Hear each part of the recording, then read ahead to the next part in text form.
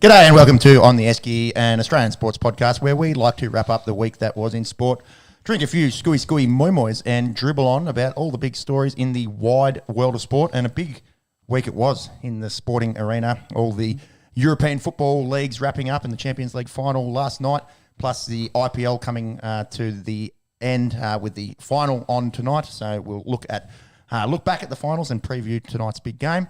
State of Origin just around the corner in the Rugby League, plus a great Indigenous round in both codes of footy that we like to follow here in the NRL and the AFL. NBA Conference Finals, we've got a Game 7 tomorrow between the Heat and the Celtics, plus a final round featuring some fight news, F1 and golf. Please remember we have timestamps on the YouTube. You can skip to the sports that you like, or if you're nuts about all things sports like we are, just listen to the whole damn thing. Please consider giving us a subscription, little subby lala, and follow on socials that we're not really posting on at the moment, but probably will when life starts to settle down a little bit. It's been a little bit busy with babies and wedding planning and all the other stuff that you kind of got to do as you grow up, etc., etc. Adulting, yes, would be. Well, normally 3-4 of us actually today, with Steam joining us on the line from Adelaide. How are you, Steamer? Yeah, doing well. I think it was good to hear from some of the fans out there that they're keen to have me back on. Love some of the contributions I make. So doing it for the fans today, keen to join you boys and talk some sport. And by fans, you mean about 4 blokes in my group text that seem to enjoy your insights last time, especially when it comes to cricket and footy. So obviously a pleasure to have our resident expert in all things Aussie rules and IPL. Steen will join us for the first hour or so and then drop off, I believe. And on my right, I have Monkey Magic, the Australian Jamie Vernon, if you will. He's very quick on a keyboard.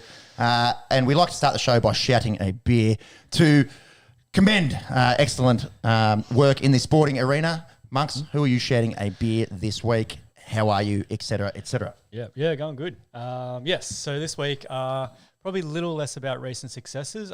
This guy probably just needs a beer. Colton Herta, the IndyCar racer over in America. He's probably pipped to be the replacement for Danny Rick next year at McLaren. So if he gets a sack, yes. If he gets a sack. So a little bit conflicted about this one. How does that work? You get sacked from NASCAR but then go into the F1? Isn't that like a promotion? No. Ricardo probably gets sacked sorry. Yeah, yes. From McLaren. Casual here. He'll get the call up. I'm with you. I was like, that doesn't compute, but sure. That's it. But yeah, this weekend, so I believe it was yesterday actually, practice for the Indy 500 that's happening this weekend. Yep. Came around a corner, back end got a little bit loose on him, ran the car into the wall. And then went into fucking orbit. Yes, he did a full backflip, landed on the roof, skidding across the track on the roof. So yeah, just shout Colton Herta a beer. Walked away unscathed? Walked away unscathed. By all accounts, we'll still be racing. We'll need a replacement car for the Indy 500, but... That is wild. If you haven't seen that, check it out. Colton Herta walks away from scary crash during Indy 500 practice. Good on him for walking away. That looked like...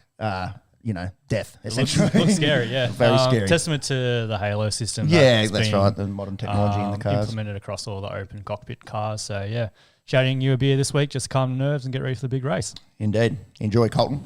Shauno, on my left, he's wearing his Maroons kit. We'll be chatting all things State of Origin in about an hour or so. With the teams coming out this evening. Tonight and tomorrow. About 5 hours away, I think, from New South Wales teams. Yep. Shauno, who are you shouting a beer this week?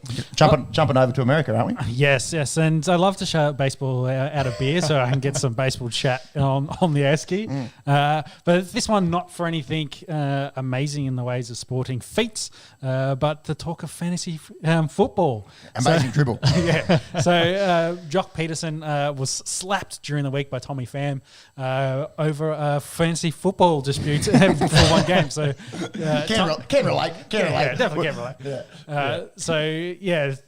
Tommy did get a match suspension, and Jock was funny character, of course, of wearing Pearls fame in the World Series a couple of years ago.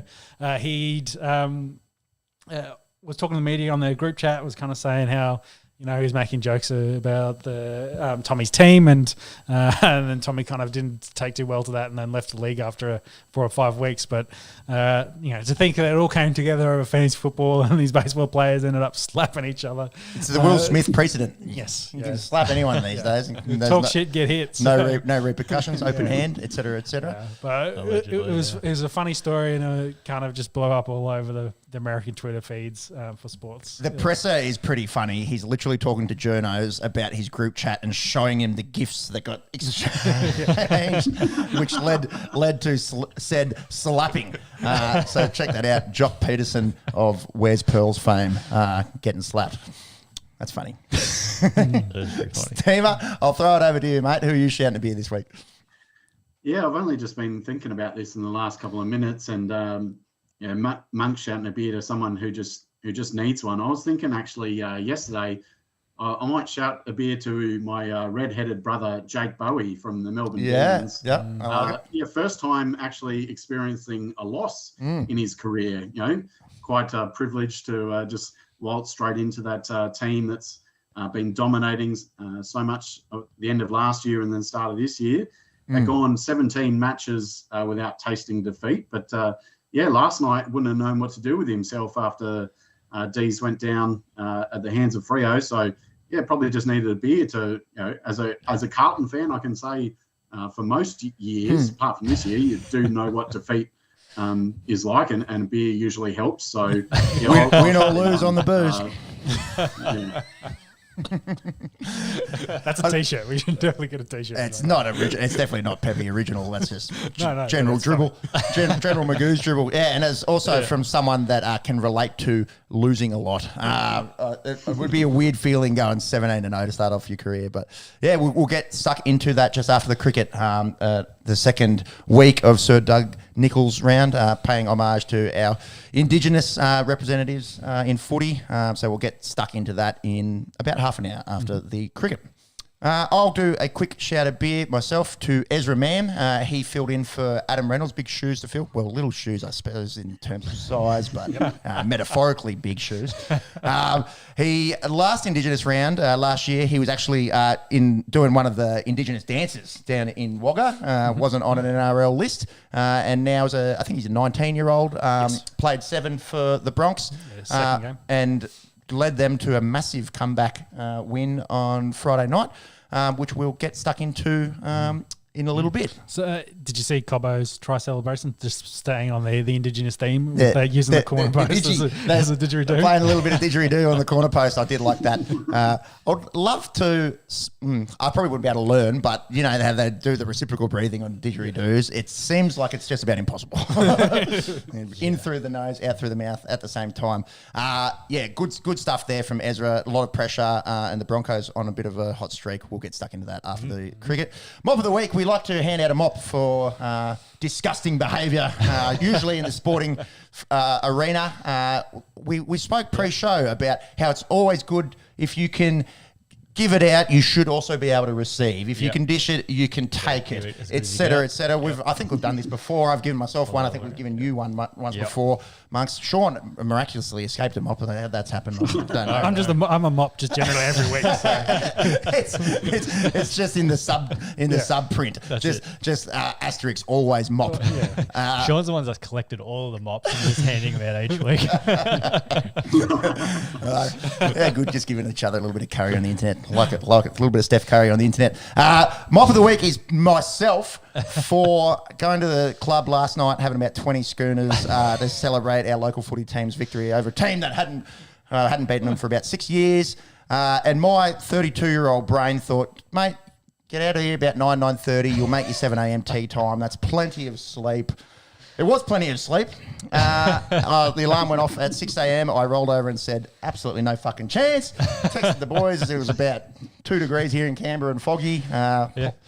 I said, sorry, I'm a piece of shit. I'm not coming. And that was that. Got booted from the golf chat. Now have to beg my way to get back into it. So mop of the week goes to me. Get at us in the comments if you've ever missed a golf tea time early on a Sunday morning from drinking booze on a Saturday night. I can't imagine I'm the first person that's ever done that.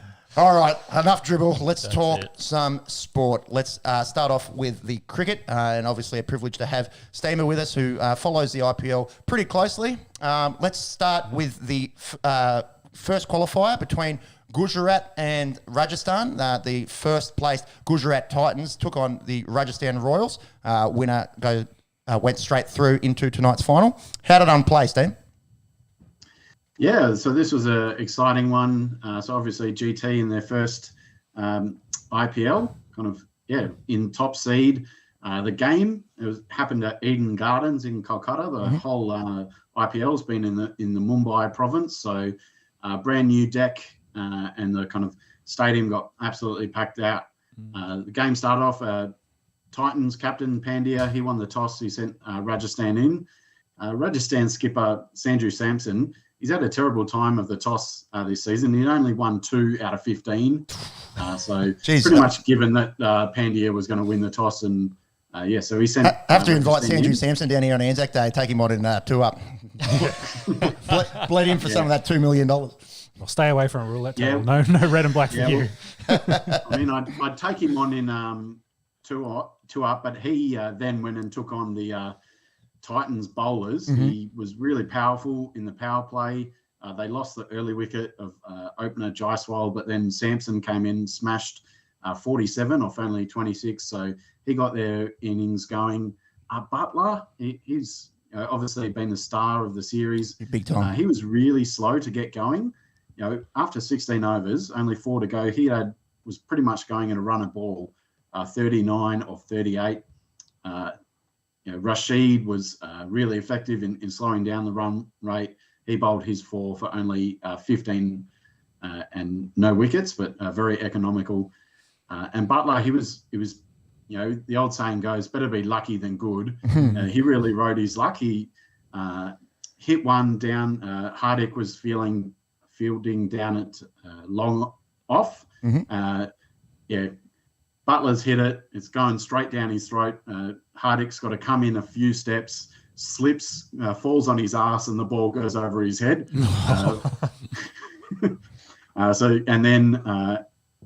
Butler was also dropped by Rashid. So that was just the kind of day that he was having. Luck was going his way, and he really turned that around in the last 4 overs, smashing 50 off only 18 balls to take him up to 89. And the Royals up to a very competitive 188 for 6. And then had that the second innings unfold. Yeah, so run chase for Gujarat got off to a horrible start. Saha, he actually been in pretty good form, but he was dismissed for a duck in the first over by power play specialist Trent Bolt. He's done that time and time again, getting batsmen out in the first over. But Shubman Gill, Matt Wade, they kind of steadied the ship. And Gill was really getting going before a horrible miscommunication saw Gill run out for 35. But as it's gone for most of the series, it was the Gujarat middle order. Hardik Pandya, he had 40 not out. David Miller, 68 not out. They had a 105-run partnership. They saw Gujarat home with 3 balls to spare. So they're into the final, straight in, and then Rajasthan go on to face the winner of the Eliminator. Yeah, so an interesting tale, I suppose. And we've kind of been speaking a lot about the middle order hitting that you see just in general in the IPL and how important it is, and possibly maybe a slight weakness for Australia looking towards the upcoming World Cup. We've kind of got Maxwell, Tim David kind of showing his ability to hit in the middle order. But guys like David Miller and Hardik Pandya, just absolute elite hitting. Miller had 68 off 38, 3 4s, 5 6s, striking at 179. Thanks for coming. So Gujarat will play tonight. Let's go on to the Eliminator. So 3 versus 4, Lucknow Super Giants, another new franchise taking on Royal Challengers Bangalore. Steam, how did this one play out? Yeah, so KL Rahul, he wins the toss, he sends RCB in. And once again, the theme rolls on. Moshin Khan, he struck in the very first over, removing Faf du Plessis, of course, the skipper for RCB. He's first gone baller. for a golden duck. That was kind of a blessing in disguise for RCB, because that wicket brought Rajat Patidar to the crease. Who hasn't And he went played on that much for last RCB, has he? Is it No, in like yeah. his third or fourth game, something like that? Well, I mean, that's it. You think RCB, you think the high-profile batsmen of Faf, Virat, and Maxwell, and then Dinesh Karthik's kind of their middle-order finisher. So, when you think of their batters, that's who you think of. But, Patidar really stood up for them, blasted incredible 112 unbeaten off only 54. So, going over 200 strike rate. So he helped RCB build a very imposing total of 4 for 207. And then once again, early wicket in the run chase, first over. This time it was Quinton de Kock. He couldn't replicate his last innings of 140. He was out for only 6. 18 overs to go. The match was still in 18 overs gone. Sorry, match was still in the balance. LSG were 4 for 175. They needed 33 from the last 2 overs. KL Rahul at the crease, so they're good chance. Hazelwood comes in to bowl the 19th. He's looking like he's really feeling the pressure. He bowls 3 wides. The 4th ball, KL tries to do a little scoop over fine leg. The man was up in the ring, but unfortunately just hit it. Couldn't get the elevation. Hits it straight down his throat. Next ball, Hazelwood gets Krunal Pandya caught and bowled for a golden duck, and they're home. Hazelwood, the man, 3 for 43 off 4. So LSG, they're very promising and very impressive first campaign in the IPL brought to an end, and then RCB would go on to face Rajasthan in the second qualifier. Which was moved over to Ahmedabad, which hasn't seen any action just yet. That's that big new stadium that they built, named after the Prime Minister, which we thought was a little bit on the nose. But anyways, how did this one play out with Rajasthan Royals taking on RCB to get that second spot in the IPL final? Yeah, so this time it was Sampson who actually finally won a toss, and like they do, every captain who seems to win the toss seems to send the other team in to bat first. And it was that man, Rajat Patidar, once again. He had 58 from 42, but it was unfortunately for RCB, it was his high-profile teammates. They couldn't go with him. Virat was out fairly cheaply. I think Faf and Maxi were both out in the 20s, so it was really only Patidar who made a significant contribution. And it was really down to, Rajasthan, it's been their spin twins of Yuzi Chahal and Ashwin who've dominated for them all season. But in this game, it was their quicks of Prashik Krishna, 3 for 22, and Obed McCoy, 3 for 23. They did all the damage, very economical, restricted RCB to only 8 for 157. And then the good luck that Butler had in the first qualifier, he translated that to good form in this match. He notched his 4th ton of the IPL, 106 not out, easily guide Rajasthan home, 11 balls to spare, and set up a rematch of the first qualifier with Gujarat in the final. So just back on Rajat Patidar, do have his game log here, and thank you for getting at us in the comments there, Ricken. Nice to see you with us again. So Patidar, we mentioned the 58 and the 112 not out.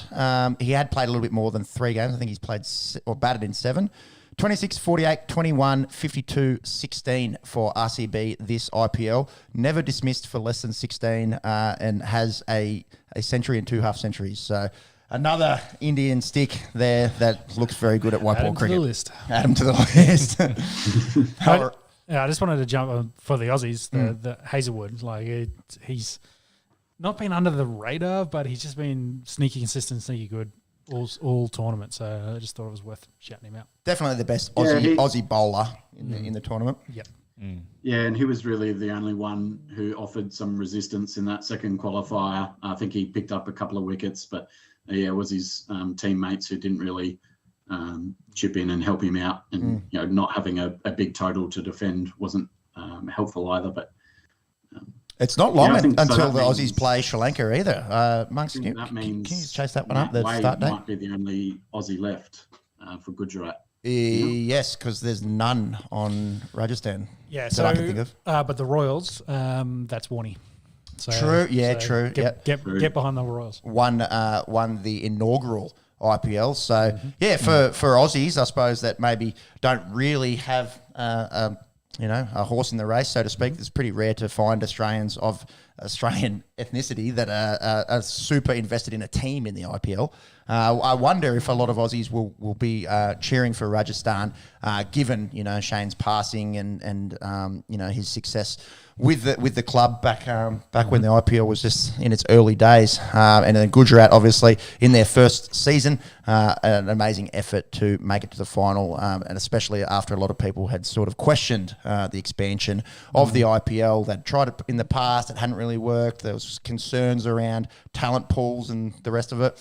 I think the Rajat Patidars of the world have got something to say when they're not on big money and talent pool is questioned. So there's a lot of talent there in India, and guys that aren't really familiar, we aren't really familiar with down under can go out and have an absolute blast of a series. Tinfoil hat rigged to get both expansion teams into the final. I don't know. Is this a conspiracy podcast? We're going to talk about 9/11 and JFK and aliens and the rest of it. The jet fuel can't melt steel beams. I don't know, man. Like the people say in the NBA, is the NBA rigged? Is this rigged? Is that rigged? Is the NFL rigged? I don't know, man. Like that's a fucking long way to go down. Pretty hard to rig cricket, I would think. Yeah. I would think. Yeah, like I'd agree with that as well. Like, especially 2020. I'm not going to say down to the last ball, that kind of thing. So exactly. Yeah, there definitely could be insider betting on cricket matches, but match fixing, of course, I think is a little bit harder to do in the cricket. No, well, it definitely happens. Cricket is kind of notorious for match fixing. Guys getting in trouble with the Hansi Cronjes of the world, of a lot. And Pakistan, and in Southeast Asia as well. So. Yeah, but Pakistan has had a bit of a dicey run. Even I think Junior War was called in to a tribunal at one stage, but. I'd like to be a purist and believe in humanity, which after the last few years is a bit of a joke in itself, and say no that the tournament is played above board with the best intentions. Well, let's hope so. I just thought it was interesting going back to it. Was thinking. Like two expansion teams, two brand new teams, both making finals. You just like and with the Super Kings and Indians both struggling. Yeah, look, the pessimist in me. I think let's look at the good of the sport. And I think the competitive. The optimist is going to overlook the pessimist here. Yes. Yep. Do you think it's got something more to do with at the start of the season with the auction because the two teams get picks before everyone else gets to bid? That's right. So maybe all that stuff helped. Not really, because they were able to sign 3 players each before the auction, which is essentially where all the other teams are. It's like a salary cap sport. There's no kind of ability for them to gain an advantage. They have to start from the start. I think just credit to Gujarat and to Lucknow for having excellent seasons in their first year.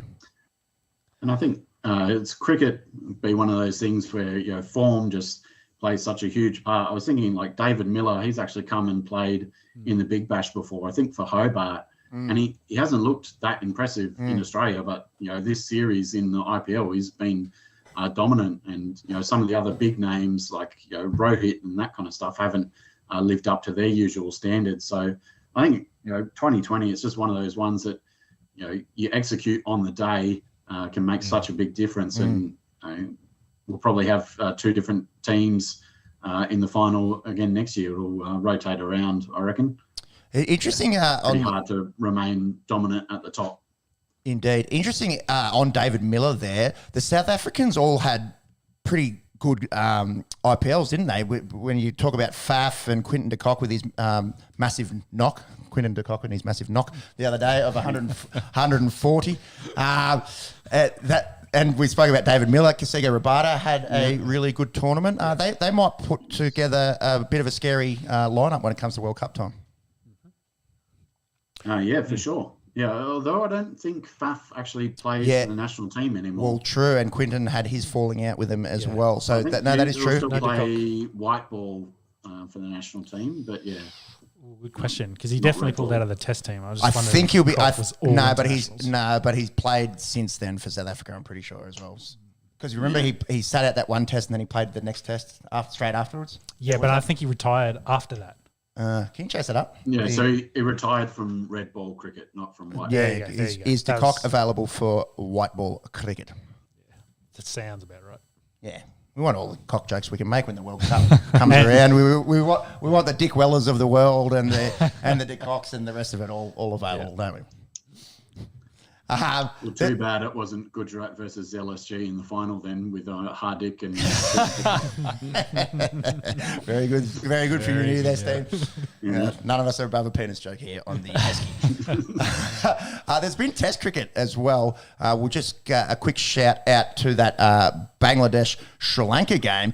One of the weirdest scorecards you'll ever see in a Test innings. Bangladesh went out and made 370 odd, and it was all off the back of two guys that scored big hundreds. They have 6 ducks, 7 ducks, or something. I think it was. Yeah, I'm gonna find the scorecard there. And actually, what happened in that game?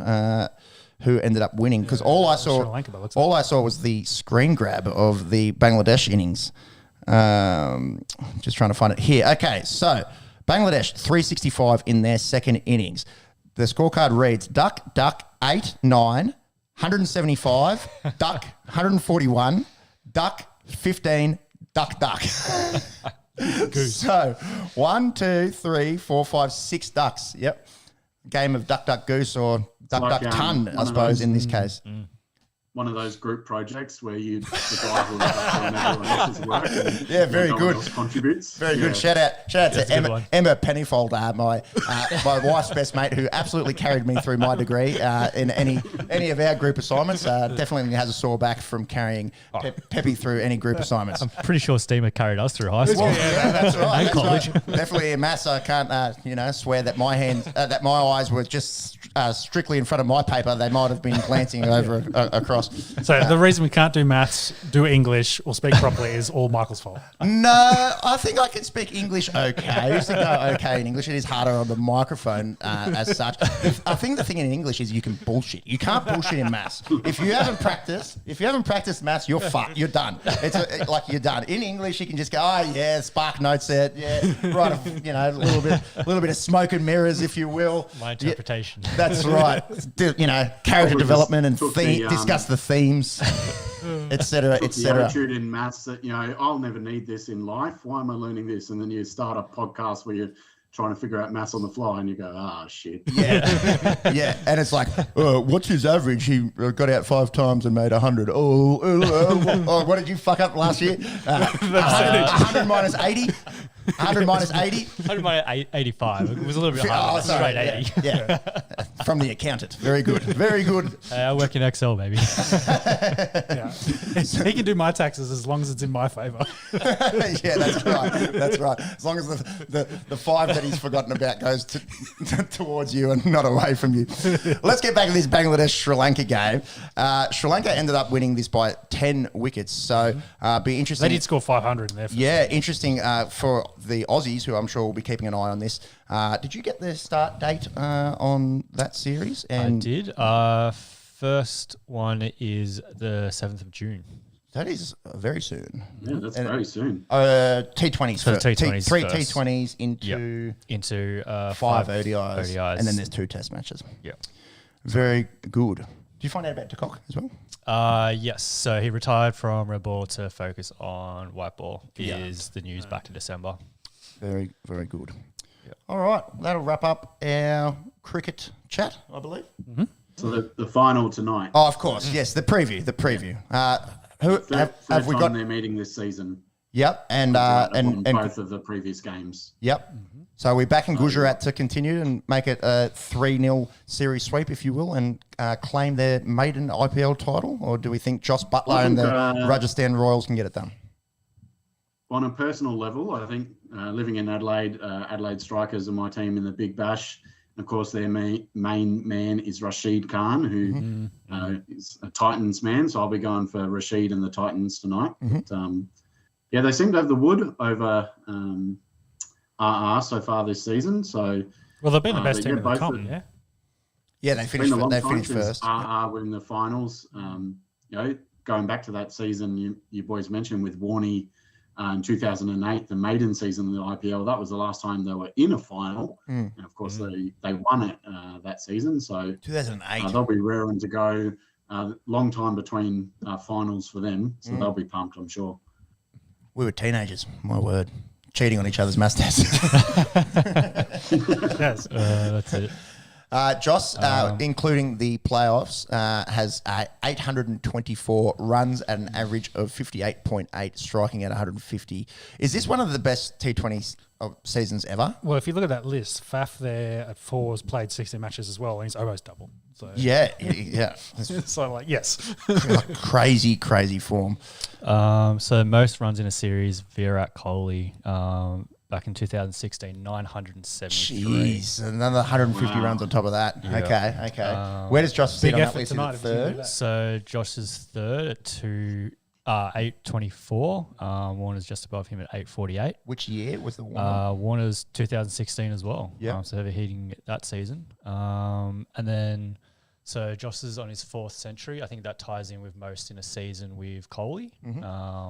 If by a miracle he gets a century in the final, that puts him first. Well, I don't know if it'd be a miracle. He scored Well, a quarter. Here's some quick maths for you. A quarter of the times he's gone out there, he's turned up, and half the time he's gone out, he's scored over 50. So, So he should take Warner's spot. Probably not going to take Kohli's spot. Probably how many behind Warner? 24. 24. He should take. You'd hope he'd take. That's it. For Royals, you'd hope he'd take over Warner. I Get a reckon big if he score. doesn't make 24, they lose. Yes. Yeah. And I think if he scores a century, they'll put him tied with Chris Gale for 6 centuries all time. All time. in their careers. So In the IPL. Yeah. IPL. So There Massive. you go. All right. So Steam's going the Titans. Don't really have a dog in the race. I'll bring up as I brought Yeah, one. So I'll go Royals. Royals. Yeah. Pink kit is always elite. Can you make it a Desmond? We haven't had a Yeah, Desmond. in a we while. haven't had Desmond. We haven't had Yeah, all right, much let's do ability that. to have Desmond. no, true. Yeah, I'll go to Desmond. 2-2. That match kicks off at the great time of 12:30 a.m. Australian Eastern. Not sure if I'll watch it live. That's but not too bad. Watch the Monaco Grand Prix and it'll finish right as the cricket starts. Canberra has a public holiday tomorrow. I don't know. Pull an all-nighter. We do too. Yeah. I don't know. Anyways, see how we go.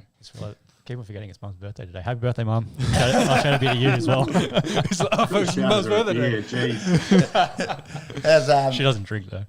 And how's it, Mrs. Webster, interest in the IPL panning out this year? She's watched every game. I don't think she knows what IPL means. Stands for. Shout out to Mrs. Webster, mum of James, aka Monkey Magic. All right, let's talk some footy. We will go Aussie rules into the rugby league, considering we have the privilege of our Aussie rules expert Steam with us for this afternoon's show. AFL Round 11, second week of Sir Doug Nicholls' round. Not Sir Doug Nicholas, Sir Doug Nicholls. Glad you got it right this week. Thank you. I've had a few more beers. I think it's helped. Good stuff. I think it's helped a lot. Friday, we actually saw a real blockbuster in two teams that are kind of maybe going in different directions. Richmond, the former dynasty, maybe an older list, maybe just starting to slide down a little bit. Sydney with the young list, maybe some people have them as premiership smokies.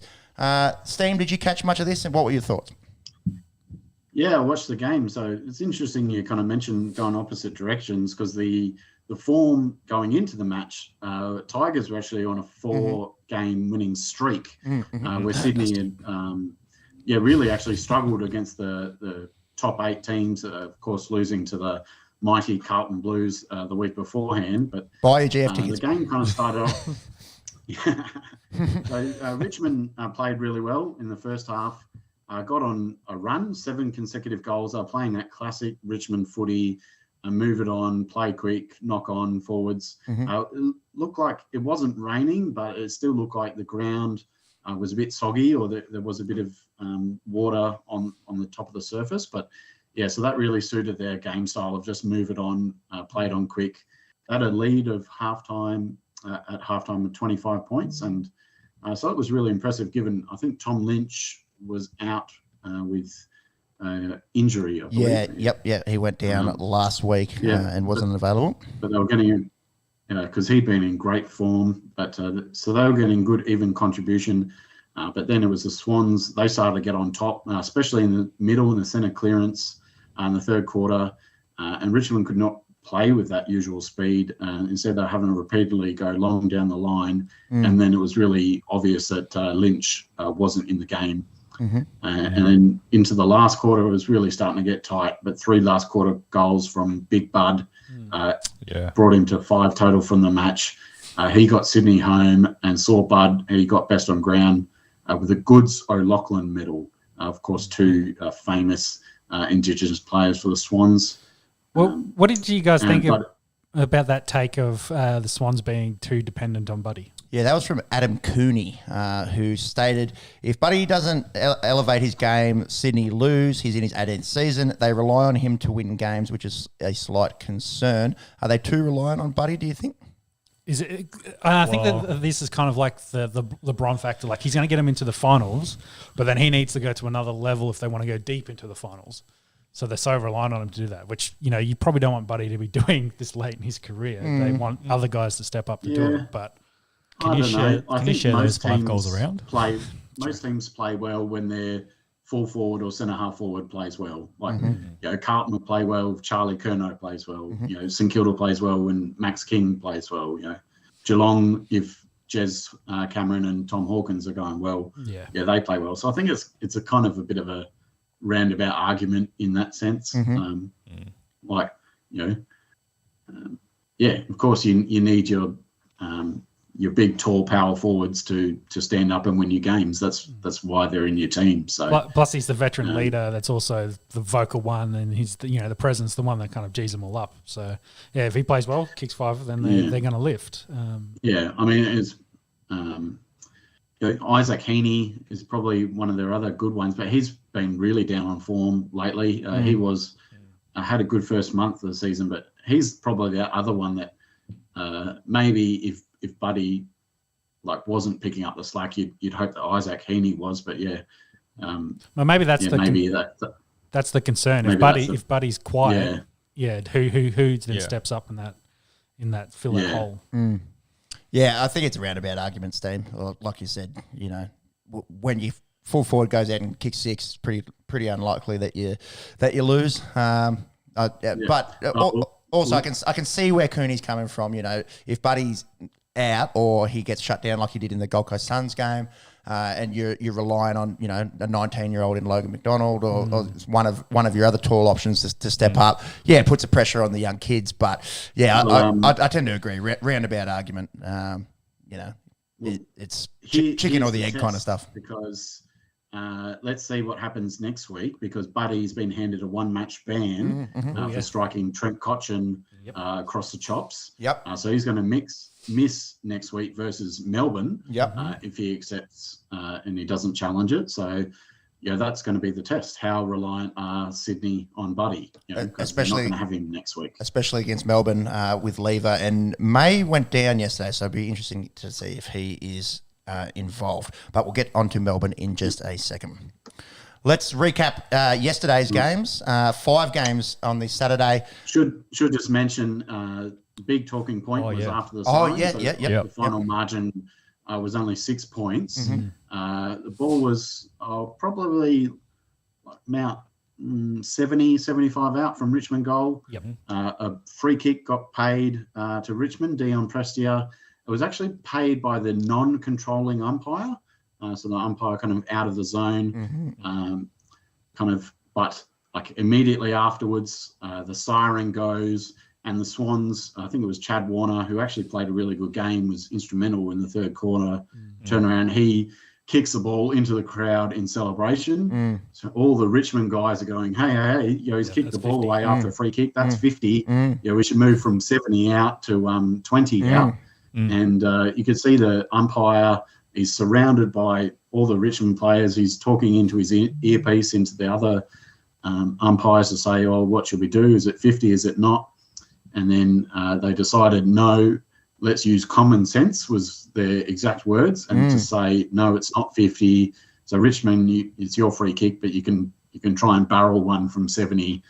But there was a bit too far out, but could have been a different story had that 50 be paid. So lots of common sense is an interesting way to justify it as well, because there hasn't been a whole lot, I don't think, with this dissent rule. But yes. anyways, Well, wasn't Well, I this? think there was 60 something free kicks paid in this match, which was it's very ridiculous. high. And I think when you guys were on the show last week, you had Hawthorn and Brisbane live, and that one had the most free kicks in a game for like years and years or something. Yep. So they're getting very, and in this game there was actually a few 50s given away for dissent and or not giving the ball back. So the kind of precedent was there. I kind of thought Daisy Pearce, she's probably an underrated commentator, kind of gave a pretty good explanation. She's after the game so said, good. Yeah. Yeah. She kind of said, well, like the intent of the rule in general play is if you don't give the ball back, if you kind of kick it away, you're slowing it down, you're giving your defenders an opportunity to get back in position and get set up. But she said, after the siren, that's not really relevant anymore. Like you're not kicking it away because you're time wasting. You're not kicking it away to try and give your team an opportunity to kind of set up. And obviously at the final siren, the crowd is really into it. 6 points in the game, and given that the free kick was paid by the out of zone umpire, it's very plausible that the Swans didn't hear that free kick being paid. So I thought that was a pretty good explanation and probably the right decision in the end, that the free kick wasn't paid. I imagine if you are a Tigers supporter, you wholeheartedly agree. The rules are the rules. The thing that I'm concerned about, and obviously whenever there's rules, this is the age-old argument to say, what if a grand final got decided like this? You'd want to make sure that it's pretty crystal clear, going into finals. And wouldn't have won in the game, would have been a draw. AFL now, after the famous Collingwood St Kilda draw, brought in, there's extra time if a grand final was to finish in a draw. Bit dumb from a financial point of view. They got to rinse two grand finals back in the day. But yeah, it's a lot of people have been very vocal as well at their disdain in the way that footy has been adjudicated this year. I think Matthew Richardson, Dane Swan have both been very vocal, even using words like unwatchable. Well, I think it might have been the Suns game. It was one of the games. The guy had both his arms out and he was going like this, and then he put his arms down, and then he put them up and it was going again, and they didn't pay a 50. Yeah. This is like, I thought that was the rule. I thought that was dissent. Dude, I gave one away yesterday. Do you know how hard it is to train your brain to not put your arms up in the, like you literally, you need to do, what they need to do actually is any, Magoo's footy teams that are running around and the umpires are, think they're in the AFL and doing dissent rules, have someone umpiring at training and try to train your brain to not raise your arms, because it's so hard. It's a natural reaction. I get you can't, you shouldn't be telling the umpire to fuck off and et cetera, et cetera. You should be, they need to get rid of that, sure. But that's a natural reaction to throw your arms in the air if you don't agree with a call. It's actually really hard to do in the heat of the moment to just have the body awareness. You just got to remember behind the head. Yeah, that's right. Get him up in the air and then, I was just scratching my head. Yeah, exactly. Just stretching. Very hard time, Peps, believing you were anything but respectful towards the referee. I'm an absolute angel, mate. Absolute angel. Yeah, that's why I can't believe what I'm hearing. Very good. Shout out to AFL Canberra and your 18-year-old umpires. Okay. Before I get suspended for dissent on the internet. Geelong can't fine you if you don't get paid. Who's that? The black dude meme. Yeah, pointing at his brain. Can't get fined if you don't get paid. Very interesting. Geelong Adelaide kicked off a Super Saturday of 5 games. Crow started pretty well but couldn't convert. Steam, did you catch much of this or highlights or any of it? Yeah. Saw this one. So yeah, Crows. Last week against St Kilda, they were controlling the game, but yet kicking behinds instead of goals. Same story in the first quarter of this one, 0-6. But then the Cats, when they got their chances, it was Jez Cameron, Tyson Stengel, Brian Myers, who kicked bags for them, Jez with 4 and Stengel and Myers with 3 each. but best on ground by an absolute mile. Probably the distance between Geelong and Melbourne actually was Tom Stewart. He was just patrolling the back line in total control. 40 disposals, 34 kicks, 6 handballs, 16 marks. If you play fantasy, he chipped in for 169 fantasy points. Nice. And he just looked like the All-Australian that he is. 34 kicks is obscene. 16 marks too. Shout out to Riley O'Brien, back in the side after being dropped down to the Sandful. Did you see his Sandful stat line from last week by any chance, Nate? Oh, it was huge. Yeah, it was like 43 disposals. Same thing again. 1,000 hit outs. I think he kicked a few. It was like having a fourth midfielder out there that's fucking 202 centimeters. He was pretty good as well. And a lot sort of been spoken about Geelong's sort of lack of a true ruckman. Do you think that's going to hurt them moving forward when they, run into a Max Gawn or a Sean Darcy or someone of that caliber? I think so. I think, you can see, especially with the 666, some of these teams, how quickly they can score from centre bounce. If you can get a clear advantage in the centre bounce and get it into your forward 50 with speed on it, or even, some of these big fellas that can take these contested marks. You think about some of the best teams up the top of the ladder, like you mentioned, Maxi Gawn and Sean Darcy. The Saints got them the game on at the moment. They got the twins of Ryder and Marshall. Yeah, you definitely do need someone, and that's an obvious area of weakness for the Cats. Yeah, it'd be interesting to see how they go moving forward. When they play a team with an elite ruckman and the supporting crew that the Crom are just sort of lacking at the moment. Bit of a downward slide now for Adelaide. They're on a bit of a losing streak, aren't they? Mm-hmm. Yeah, so they beat Richmond, beat Bulldogs. Looked like they were going very good. They've lost 5 in a row since then. Wheels are starting to fall off a bit. And then Geelong, on the other hand, they've gone win-loss for the past 7 games. So they get 2 in a row against the 2 South Australian teams at home. And they set up a very intriguing contest with the Dogs on Friday night footy next week. Yeah, as it stands, the Western Bulldogs are in the 8. They've won 3 on the trot after that lacklustre start of the season. Has Tex been playing for the Crows? Or has he been very quiet? He missed this week, this week with COVID. You got the cocoa. Yeah. So apart from that, he's been playing, but seems to have been quiet. And again, going back to the Buddy Franklin, argument, the chicken and the egg. The last time they won, I think he had a bit of a day out, didn't he, against the Bulldogs? He might have kicked 3 or 4 that day. I'm just pulling it up now. Yeah, and against the Tigers the week before as well. And that's been the difference with the Crows. When they've kicked straight, they've been really competitive.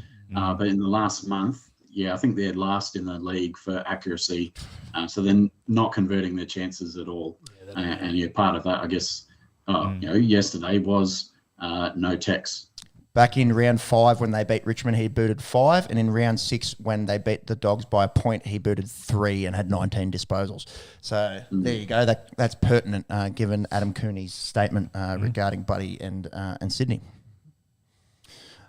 Your Brisbane Lions, Sean, they took on the GWS Giants yesterday and got away with a bit of a scrappy win. It was a bit of a slow start for the Lions. GWS leading at quarter time. How about this for a scoreline at the end of the first quarter? GWS 49, Brisbane 37. If you like overs and goal scorers in your multis, which most people tend to do, this one might have been a bit of fun. Oh yeah. And then Brisbane were able to turn around in the second half. How did this one unfold for boys who caught it live? Vicky? I didn't see this live. I was watching the Crows and Cats game. Did any of you guys watch it live? I didn't get to watch a lot of it live. I was playing footy balls, but sort of caught bits of the end. I think your cousin, who we're still waiting for his interview on the Esky, but. We'll get it at some point, but he had the best game of his season, didn't he? I was just thinking maybe I should shout him a beer, but I showed him a beer a couple of weeks ago already, so he doesn't need it again. That's right. Two beers in a month, he'll be pissed.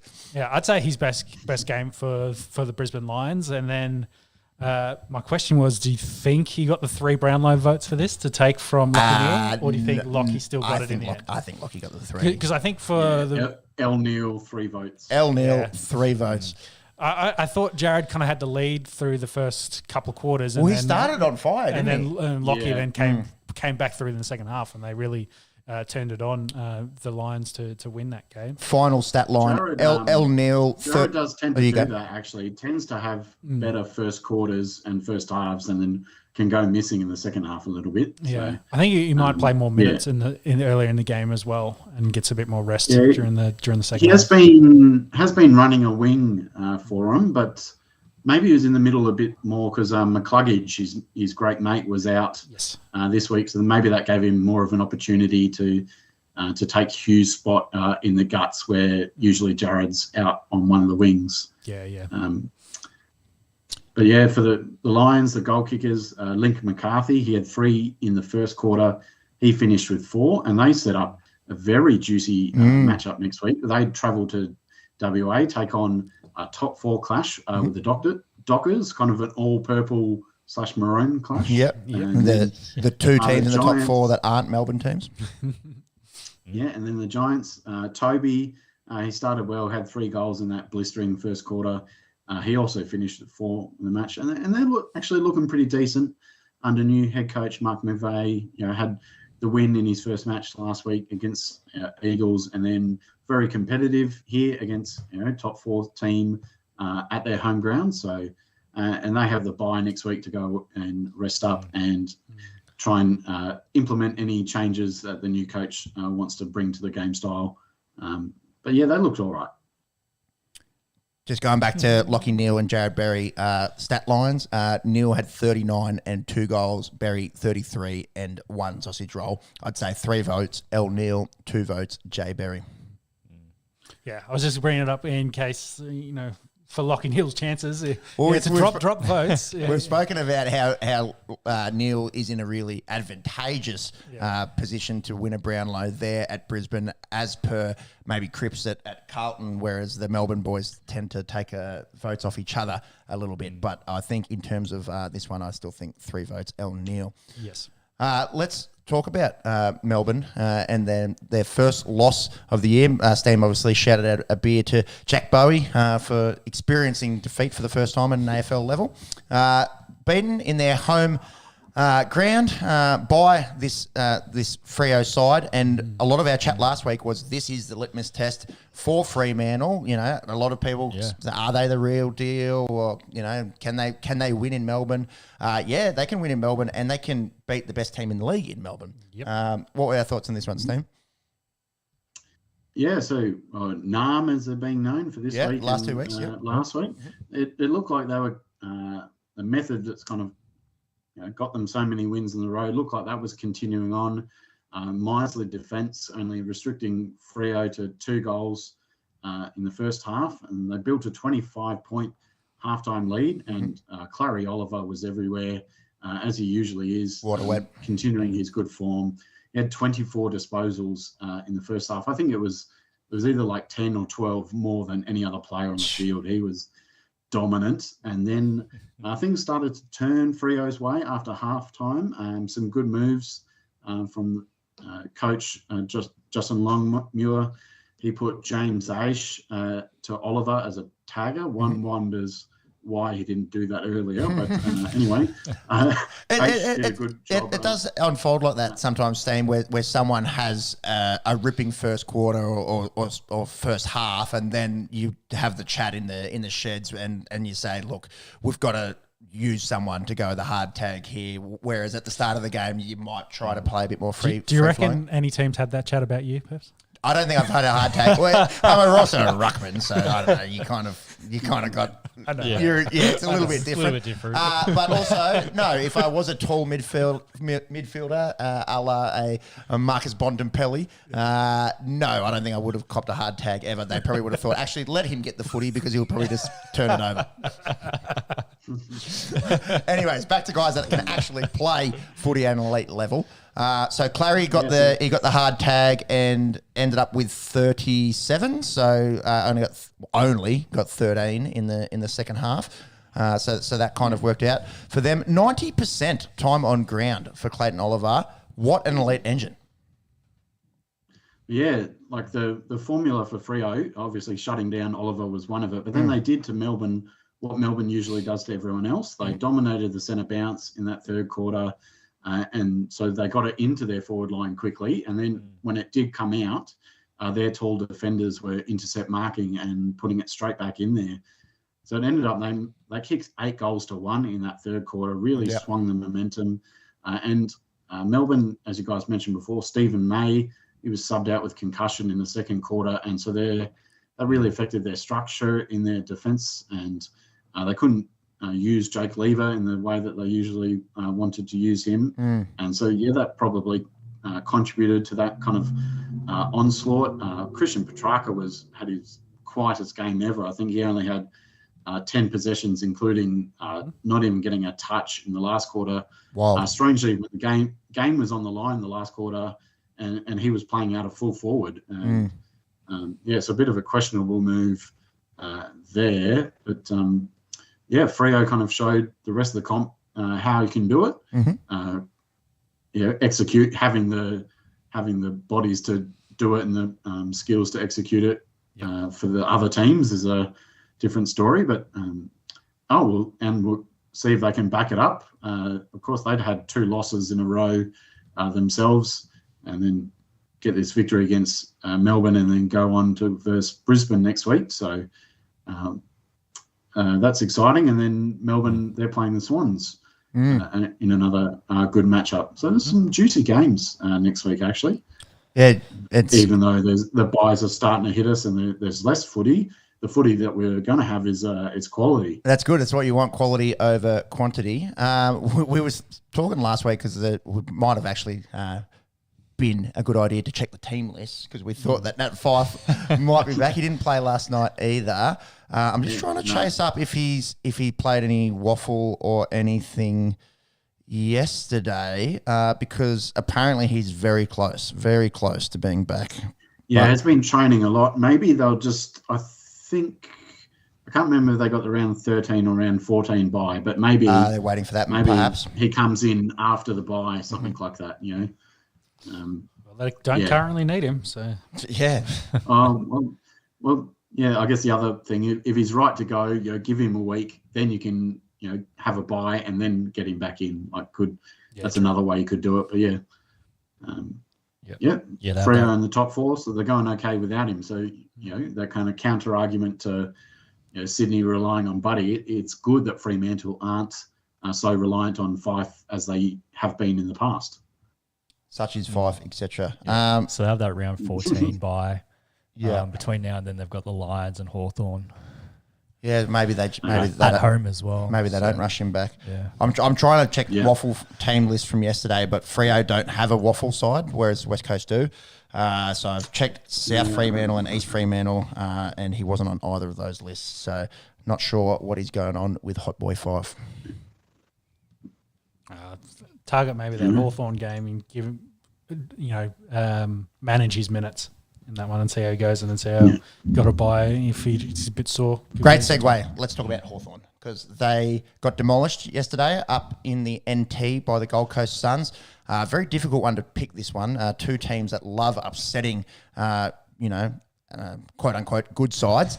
But Gold Coast really had it over the Hawks from the word go. Steen, your thoughts on this one, please? So maybe the difference was the heat.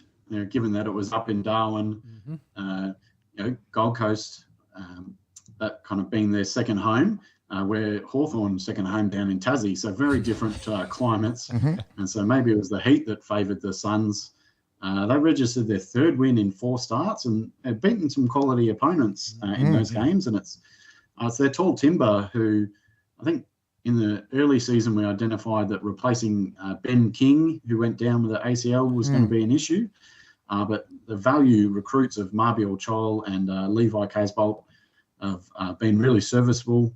Chol got 3 goals yesterday, and then really kind of even contribution from their engine room in the midfield. Brendan Ellis, Tuke Miller, Lockie Weller and David Swallow, they all got over 20 touches for the Hawks, it was that usual man, the fantasy pig, Tom Mitchell. He had 29. Oink oink.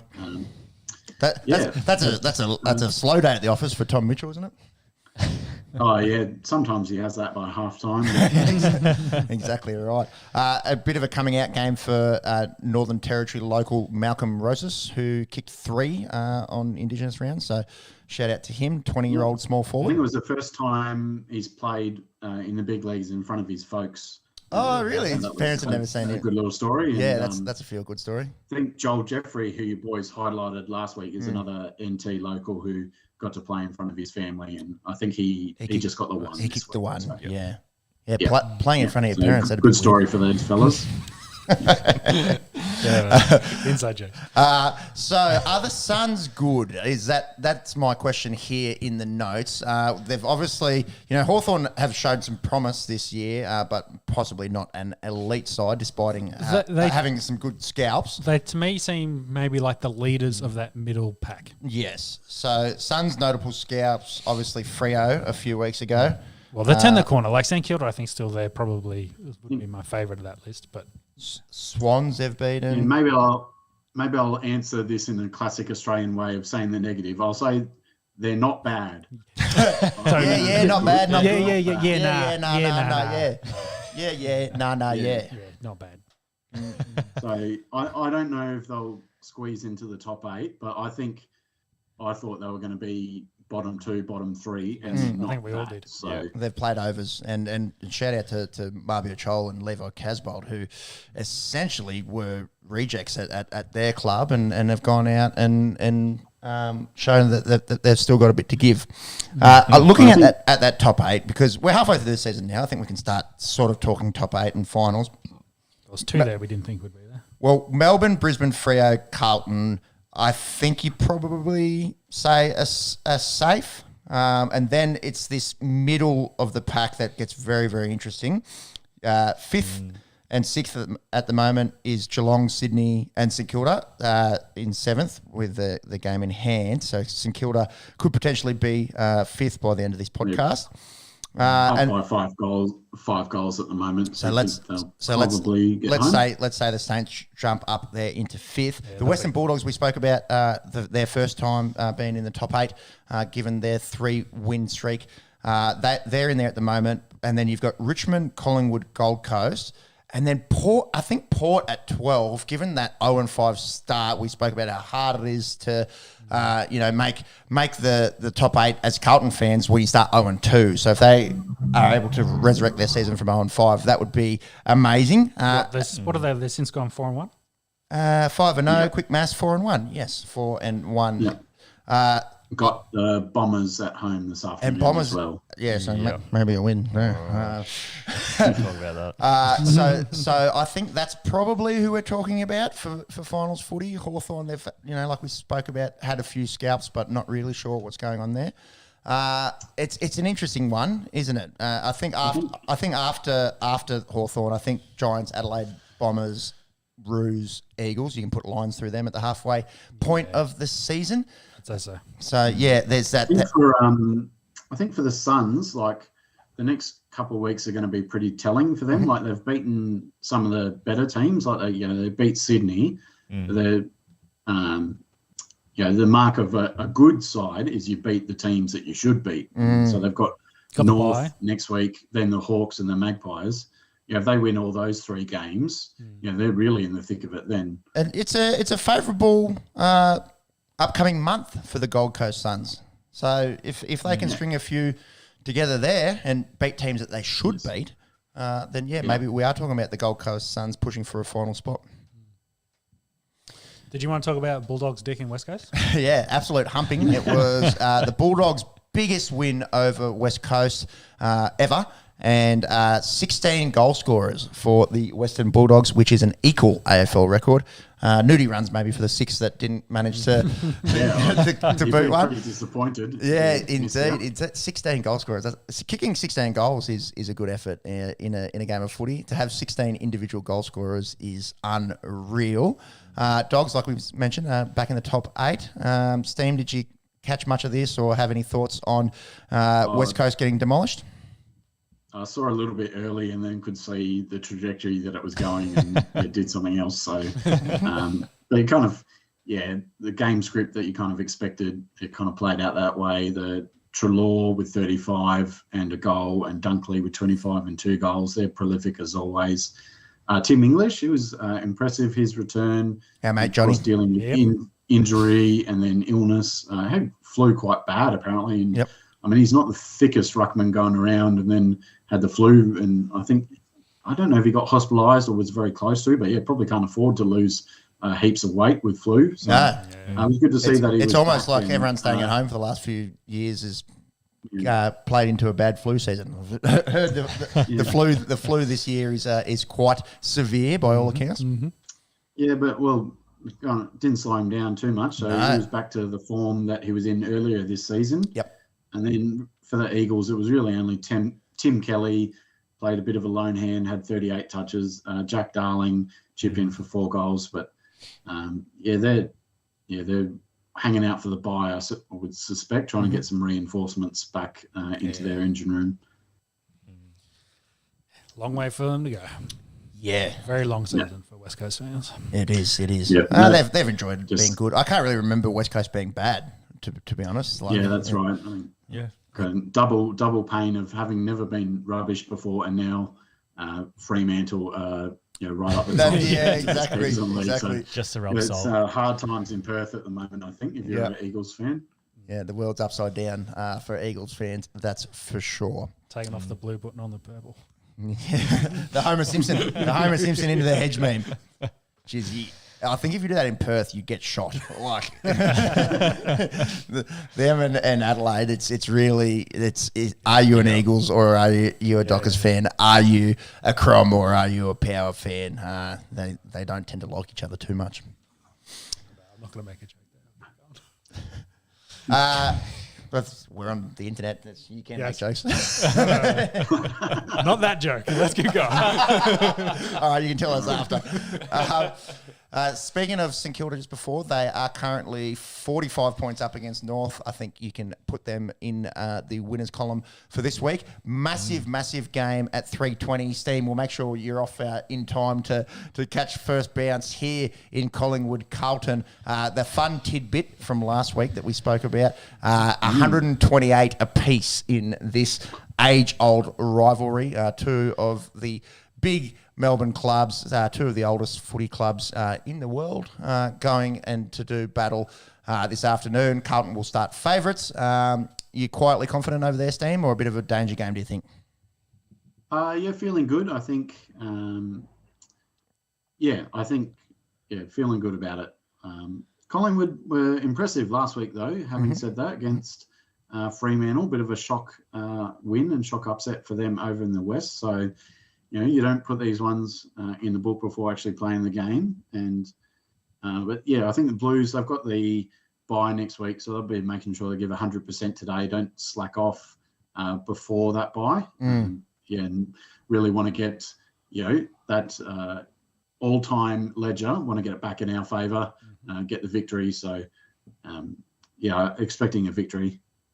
It's a bit of fun looking at the team photos from 1904 or whatever, and you realise how old these rivalries are, and you wouldn't even think they're playing footy with what they're wearing, and some of the speaking of old photos, that kind of remind me. Some of the good chat this week was I think it was Simon Black who posted a photo from 2003 Brisbane Lions footy trip to New Orleans of current Carlton and Collingwood coaches, Michael Voss and Craig McRae together. Must have been a bit of a dress-up party, had kind of the bit of the chest showing. And the photo during the rounds, because, of course, great teammates over that very successful era for Brisbane, and now first time clashing heads as head coaches of the 2 storied clubs.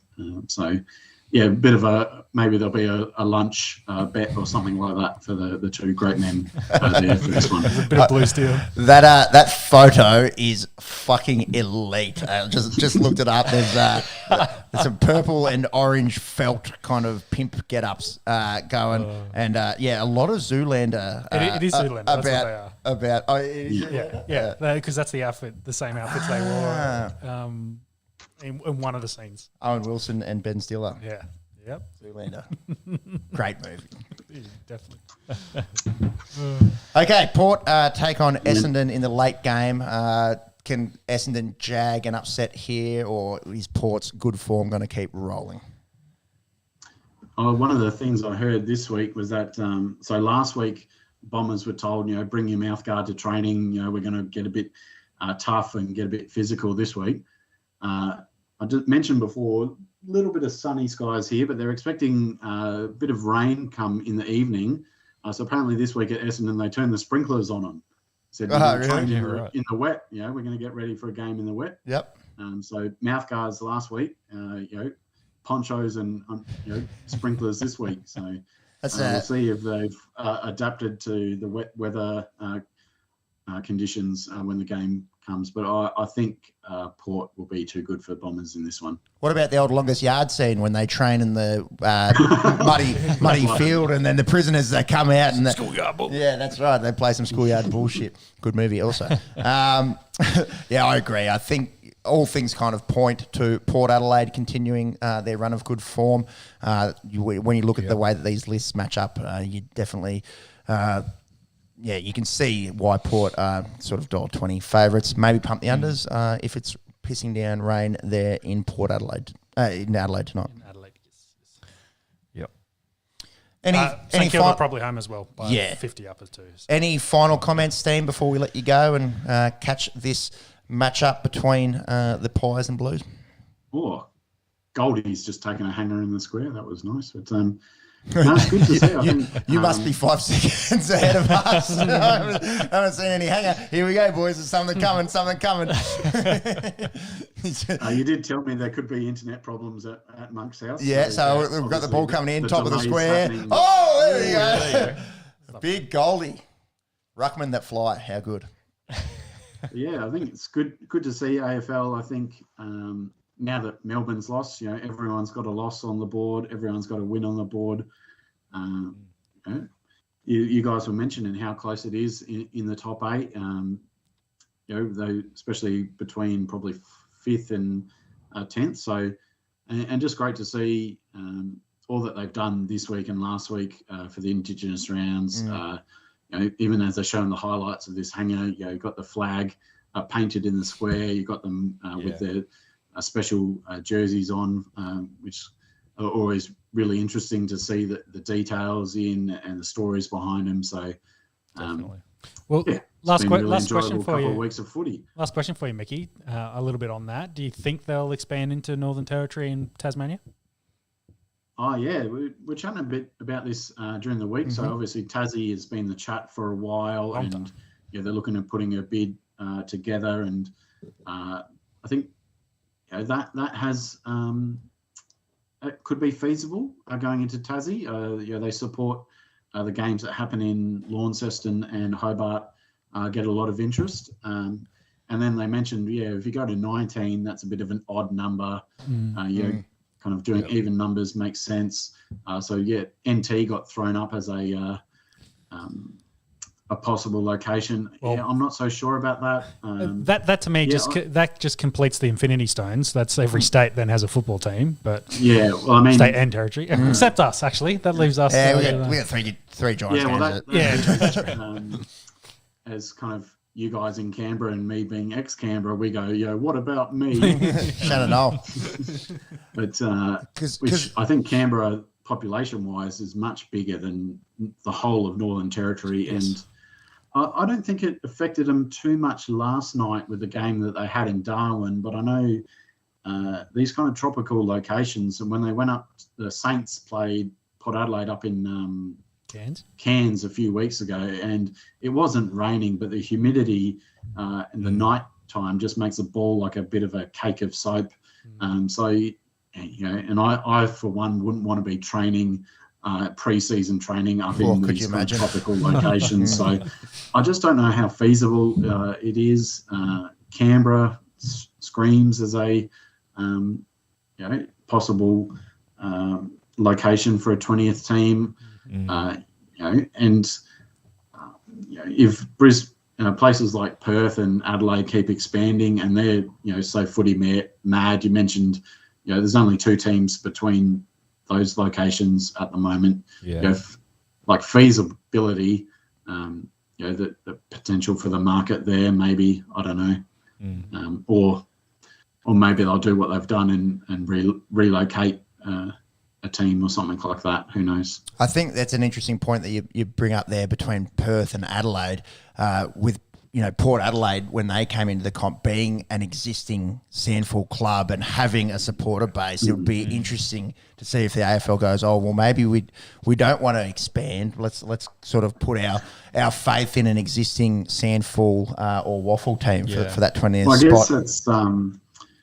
That's what the league has kind of done with Dolphins, right? Like exactly. They're kind of existing in lower tier competition. A big leagues club as well.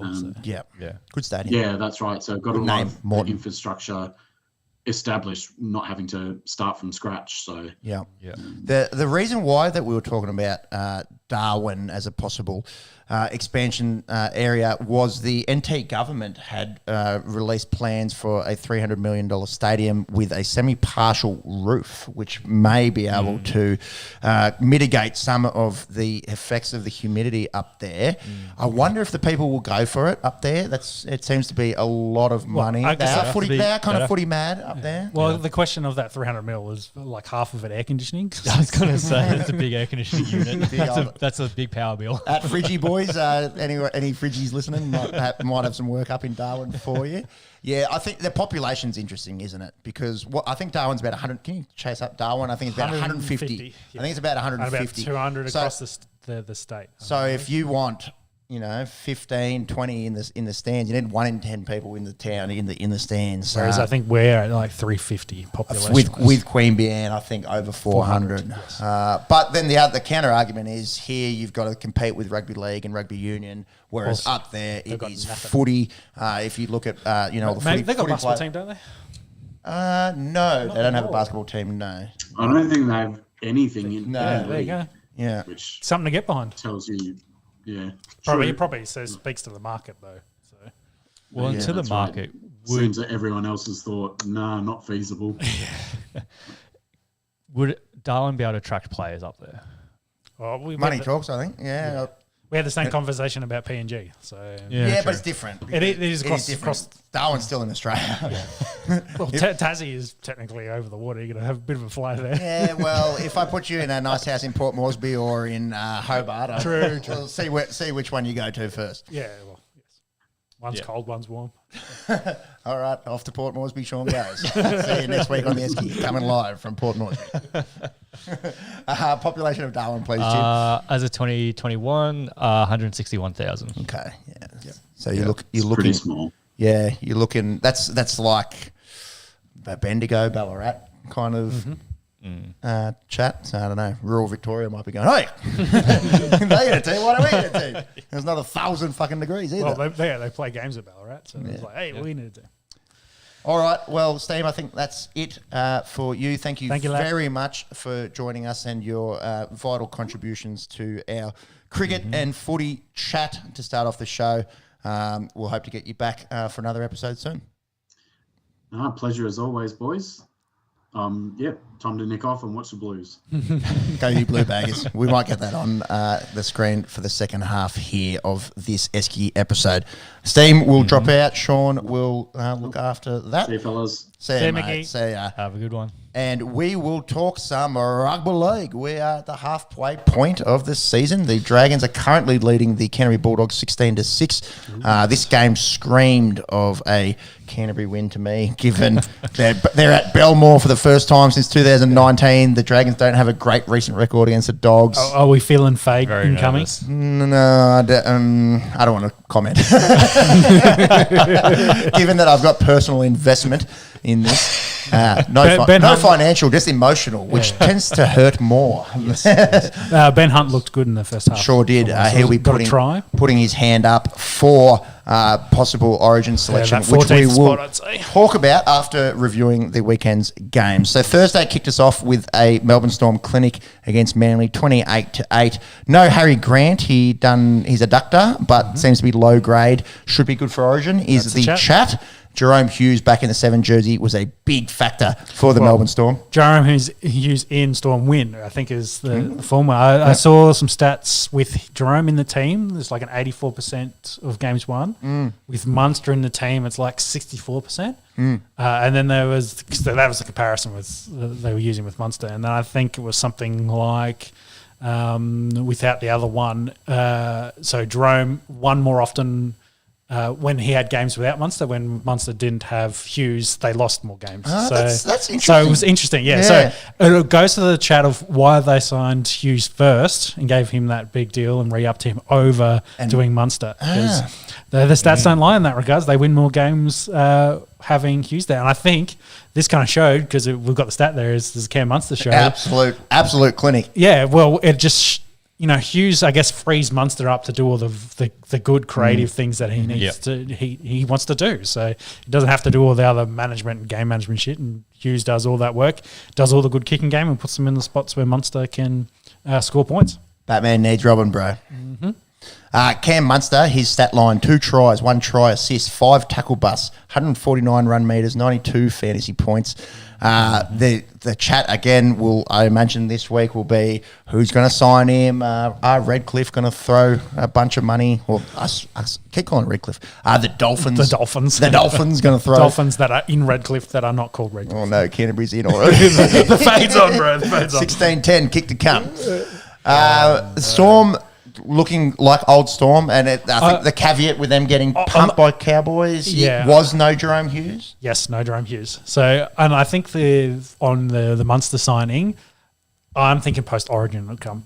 If he has a really good Origin series, I think that's maybe what he would kind of show his wares with quality talent, the best talent he's probably going to have in a side. And then if he can do really well in there, that's maybe adds a couple hundreds of thousands to his what he's hoping from that 7 to the over $1 million.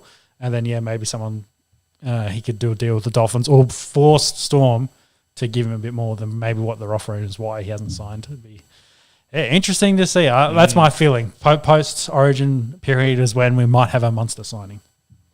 Kieran Foran's 250th game was kind of spoilt by the scoreline. We spoke last week with Manly losing Tommy Turbo. They are a different team without Turbo, and it kind of showed here. Also, a bit of a fierce rivalry between these two teams. They've met twice in grand finals. We had the Battle of Brookvale, 10, 11 years ago. Is one of those official and one not? Yeah, one stripped from... Melbourne won one and Manly pumped them in the other one, but only one now officially stands. Yes. Exactly. But and the battle, like I was saying, the Battle of Brookie, where there was a bit of a brouhaha between Glenn Stewart and who was the other bloke? Battle of Brookvale. Chase that up. Glenn's. Yeah. This is from Melbourne. Croker? Nope. No. Nope. Not Michael. Nope. Croker. Chase it up. He likes a bit of a biff. That's why I threw him out. He did. He didn't mind a bit of a biff. Oh, Mick Croker. Whilst you chase that up, let's talk Panthers-Cowboys. Panthers win 22-zip. The Cowboys come crashing back to earth after 6 on the trot. Adam Blair. There you go. Yeah, that's remember that guy. Remember that. Yeah. Their careers would be done these days. That's life. That's life. I think life, no parole. Yeah, we talked about in the AFL section about the D's kind of being the test. So the Cowboys have come to the Penrith as their tests. Yeah, found lacking here. Didn't even score a single point. Yep. And the Penrith, scored 22 and were way more competitive. Just showed their class as the top team currently in the competition. They look way too good. Like Melbourne look good. Penrith look that class above. They are 4 points ahead on the ladder. And someone who also looks way too good, Isaiah Yeo. He was leading the Daily M with 17 votes. I think ahead of Nico Hines and Ben Hunt. Yes, who were both on 16. Pappy, Mitch Moses, 15 apiece.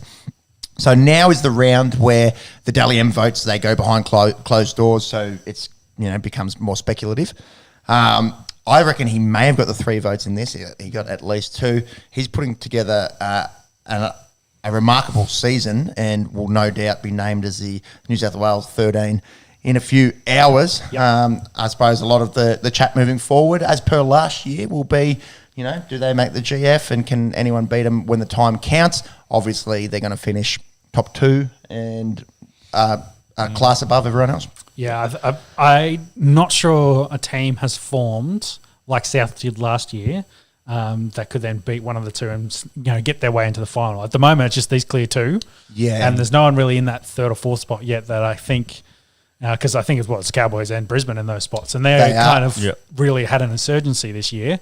But there's no kind of club with stars that are kind of ready to go to really push these two come finals time. Para for me is that smoky. We like to. They're the Dave Grohls, bro. The Dave Grohls, the pretenders. We like to laugh at Parramatta fans' expense on this show, but their track record is good. They've got wins against both these sides. True. Can they do it when it counts? I think that's going to be the big thing for Parramatta.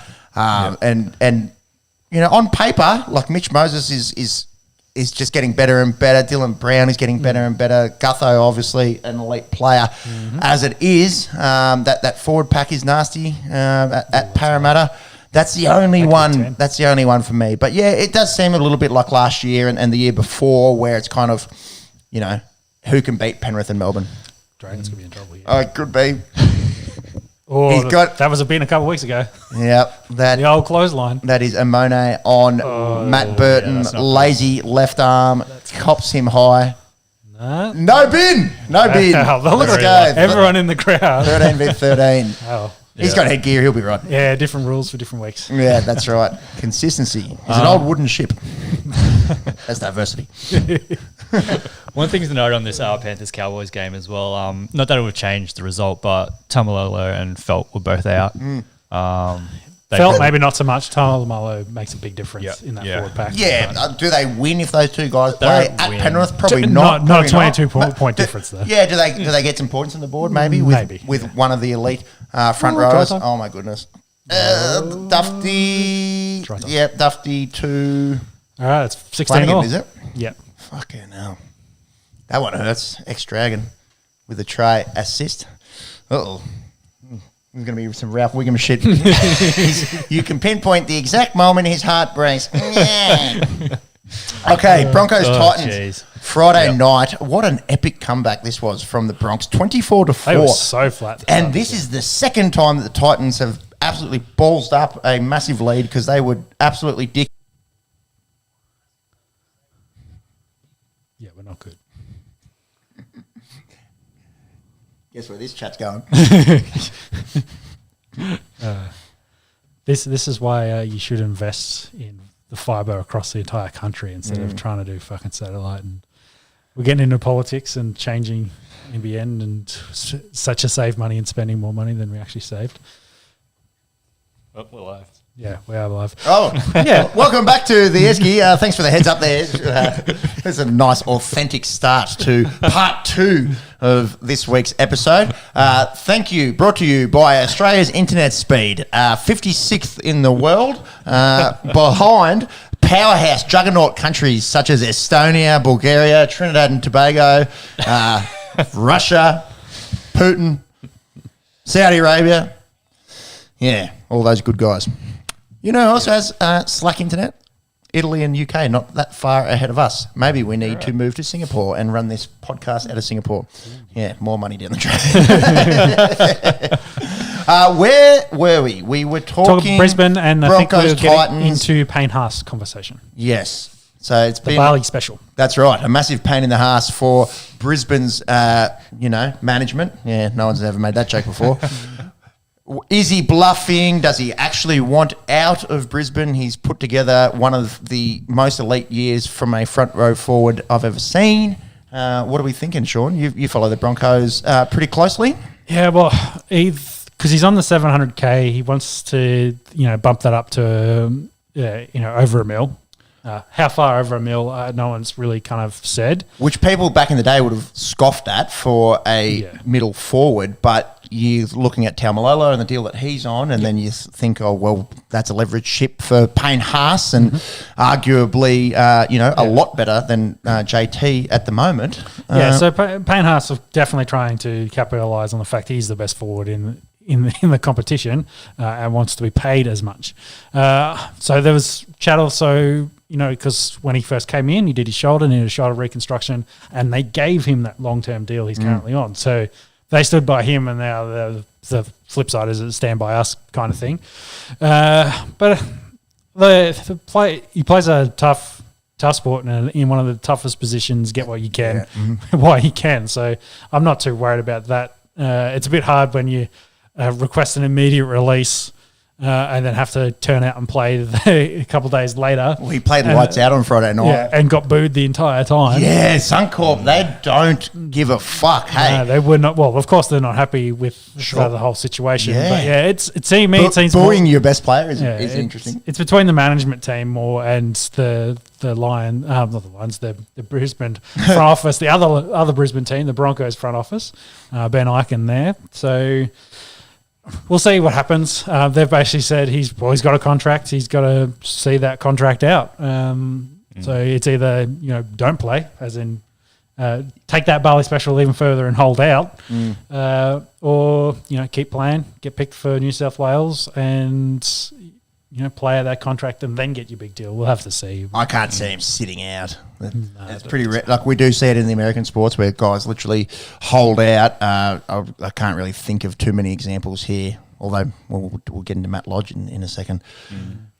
I just got some reports here. So besides the immediate increase in his salary, Haas also wanted to include a clause in the new arrangement that would allow him to leave the team if they didn't make the top 8 in the first year of his contract, miss the top 6 in the second year of the contract, or fail to break into the top 4 in the third year. Jeez, that's a lot written into a contract. Yeah, isn't it? so he wants to win. He wants to win. I think the other bit that they reported as well, hasn't been handled fairly with some of his off the field instances as well, because he got that match with him and Kelly, whereas Cobbo had the drink driving charge recently and didn't copped basically a slap on the wrist. See, that's a bad one for team chemistry when you're starting to go, well, this player got treated differently. That's kind of concerning, I think, for Bronx fans. Considering he's probably their veteran leadership, would be in that group with how young that team is. But how about Kelly stepped on his shoes, bruh? Yeah,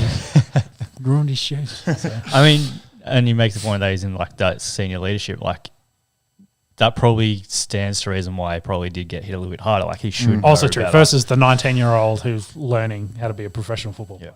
Still shouldn't be. It's wild though. But how old is he? 22.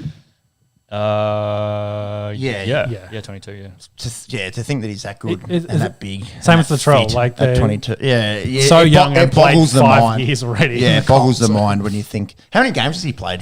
He would have played 60, 70 games probably already. Getting close to 100. As a 20-year-old, chase that up for Payne Haas. Broncos fans, get at us. What is going on? Are they going to be able to keep him? 71 games played. There we go. Right on. Yeah. Knights, Warriors. Knights jump the Titans and Tigers into 13th position with their second win in the last 3 weeks, sort of getting their season a little bit back on track. Dave Clemmer and Tyson Frizzell were both pretty good, pushing for their origin selection or reselection, I suppose. The big concern, I suppose, for Blues fans and origin selection, Daniel Saifiti went down with a knee injury. Looked like an MCL. He'll be awaiting scans, but hopefully it's not too bad a news for Daniel Saifiti. I just checked Twitter in our little internet break, and it seems his brother Jacob Saifiti. I was just trying to find that as well. Yeah, his rumors. It's interesting. This lead up into the teams coming out. He's had to drive down to New South Wales, so it sounds like he might be in the squad at least. Drive down to Sydney. Yes, so not very far from Newcastle to Sydney. Drive down to New South Wales. Like, where's he driving from? So when I said New South Wales, I meant New South Wales camp. In Sydney. Sorry. Okay. He's driving down into New South Wales camp. Okay. Yes. Okay. Remember, I can't read your mind. I need know, to just convey words to each other in order to communicate. Yes. So interesting.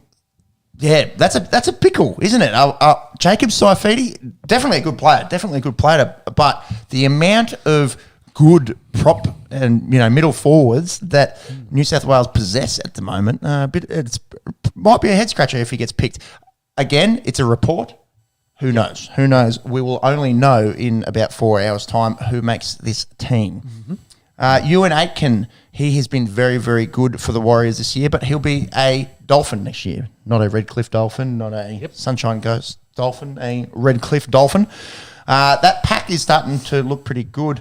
Monks, if you wouldn't mind, They've got no backline, but they've got forwards. just bring up the Dolphins team so far. Yeah, no backline, no halves of note, but forward pack looking pretty good. Everyone they've signed in the backline so far has been young fellas. I wonder if they sign him and he goes back to his centre position that he played as a Dragon. He's been very, very good as a second rower, does very well in the fantasy Supercoach realm week by week. Hard-working, fit, sort of undersized, I suppose, second rower. So it's not looking great for the Warriors next year with him going. And Matt Lodge, we spoke about his release last week. Yep. A little bit came out about the argy-bargy between him and owner Mark Robinson. Sean, did you read anything into this? Yeah, it was during the off-season. Must have been a team event. They were at the pub, by all accounts. Mark said it was two alphas going at it. I like that he said that, alpha men. Yeah, and Matt came out during the week and said there was nothing alpha about it. It sounds like he had shitloads of beers and Matt was just like having none of it because he said I drove home afterwards. So it sounds like he's obviously said something maybe in jest of Lodge, and he's taking, hasn't taken a well to that. They've had words, and Lodge obviously doesn't want to commit long term to the club and play under that ownership. And to that point, as you said, they've paid out his deal of the $700K, so he's playing Park Rugby Union and getting paid $700K to do it. Did you play Union on the weekend? Yeah. Really? Just a local club game. So wow, that's so interesting that they paid him out. I would have thought if someone walks away, it's hush money. That's the point. Yeah, I suppose. So they've obviously agreed to mutual separation and to keep quiet about the actual reasons. So obviously it was with the owner of the Warriors. Warriors shit show next year, perhaps. When they do eventually return to their home land. Get beaten by the Knights doesn't look good for your chances. No, it's not looking great. Also not looking great, the West Tigers season. They got spanked last night by the Rabbitohs, 44-18. Alex Johnson, we like talking about him a little bit on the Esky. He had a hat-trick and moves into... he's two behind. He was two behind. Nathan Merritt, and is now the highest try scorer for the South Sydney Rabbitohs. Didn't we work out last year that Alex Johnson is the only current player, if he maintains this pace, he's on plays track. a long career, on track to be the all-time try scorer. So Ken Irvine has the all-time record at 202, I believe, and Alex Johnson, Monks, if you wouldn't mind chasing up, is 147. 147. And he's only 27, 28. So if he's able to stay healthy and stay at this strike rate, may go down as the NRL's highest try scorer of all time. Yeah, long time, long way still to go. Long way still to go, but he's three-quarters of the way there. Yeah, and if he maintains the pace, stays consistent in the squad and plays for a good 6 or 7 more years, he'll get there. I don't think he needs to play 6 or 7. He's on 147, and for 50, he needs 55 tries, 56 to take the record. True. He needs to play for 3 seasons. He needs to play for 3 Ken years. Irvine had 212. 212, 212, not 202. 212. Okay, so it's quick math, 65. Yeah, I think he just needs to string together 4 seasons. How old is Nathan Merritt? Is he 20? Nathan Merritt or Alex Johnson? Alex Johnson. Got you. Damn it! I'd love to have an episode where I don't fuck anything up the whole episode because I can really go ham. It's pretty easy to do. Just don't say anything. Yeah, but I don't say much and I still fuck stuff up. So. Yeah, but you opened your mouth. That's what I'm saying. You just don't open it. Let's have a podcast where we just sit in silence and listen to our head noise. Yeah, Alex Johnson is 27. 27, dude. Yeah. Barring some kind of horrific injury, which obviously He'll play into his we 30s. we hope doesn't happen. I think he's going to get this record. That's it. So most tries scored, sitting at number 10 on the list. Josh Morris at 158. Yep, not playing anymore. Not playing anymore. So I don't think he's got it. Yeah. Do you reckon he could get into the top 10 This year? This year? He needs 11 tries. There's 12 games remaining. Yeah, maybe. What's the average a year? About 20? Yeah, If he can stay to that 20 average, yes, he should get there. And then hopefully, if he plays longer, set a very big record for someone else to chase. Unreal stuff. Tigers actually had a bit of a lead and then went scoreless in the second half. What did Maguire said? He said they could win every game and get into finals contention going forward. Yeah, he was love to be optimistic. And I think he was talking about that mentality, like if we're going in every game thinking that we can win, we'll be able to make it through the finals, get into final contention. That being said, looking at the rest of the draw for this season, round 17, 18, 19, they've got the Eagles, Panthers, Cowboys. Probably can't see them getting past them. I was wondering why round 24, they've got the Dragons. Powerhouse team. Are they still in front of the Bulldogs currently? The Tigers? Yes, they are. No, the Dragons currently playing. Oh, yeah, the game that's currently on. Still a try in front? It's still, yeah, we've got 18,000 things on the screen here. Oh, hey, another try. There you go. Let's fucking go. All right, let's talk about this Redcliffe Dolphins team quickly so we can fuck it off and watch the rest of this game. Yeah. All right, so like we said, forward pack starting to take some shape. Obviously, a lot of Storm guys there in the Bromwich brothers and Felice Kafusi. Mark Nichols is not a bad get. Yeah, Mark Nichols, he's pretty good. Ewan Aiken, does he play centre? Does he play second row? They've got Jermaine Asako and then Robert Jennings, probably the bigger names there. Yeah, and the goat Edric Lee and Asako, and you're like, yeah. They obviously, and this goes back to Buddy Franklin, chicken, egg, etc. chat. They need a spine, obviously, and then you can start thinking, how's this team actually going to look?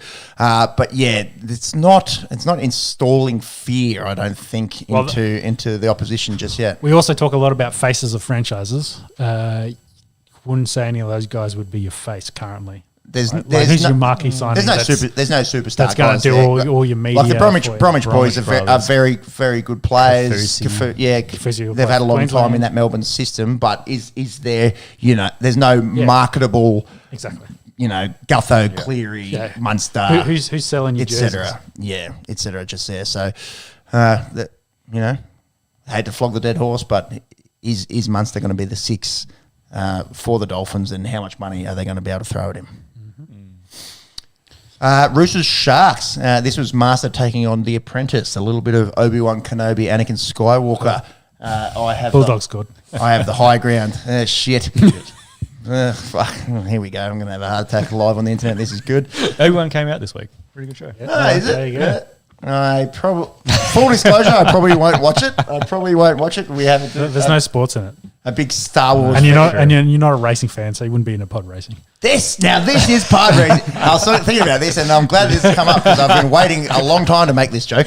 When you say something good and it's on a podcast, you could be like Anakin Skywalker as a young fella. Now this is podcasting. Pumping the Skywalker, what do they call them? Pod racers. Pumping the Skywalkers. Actually, elite Nintendo 64 game, the old pod racing game. Yes. Yeah, with Sebulba the Doug. Sebulba. This chat has gone from semi-nerdy to 100% nerd in the space of a few minutes. Shout out to Sebulba the Duck. Roosters, Sharks, Master Apprentice. Fuck, man, I can't talk anymore.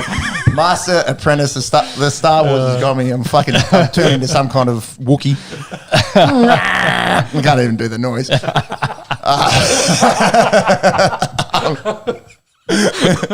The wheels have fallen.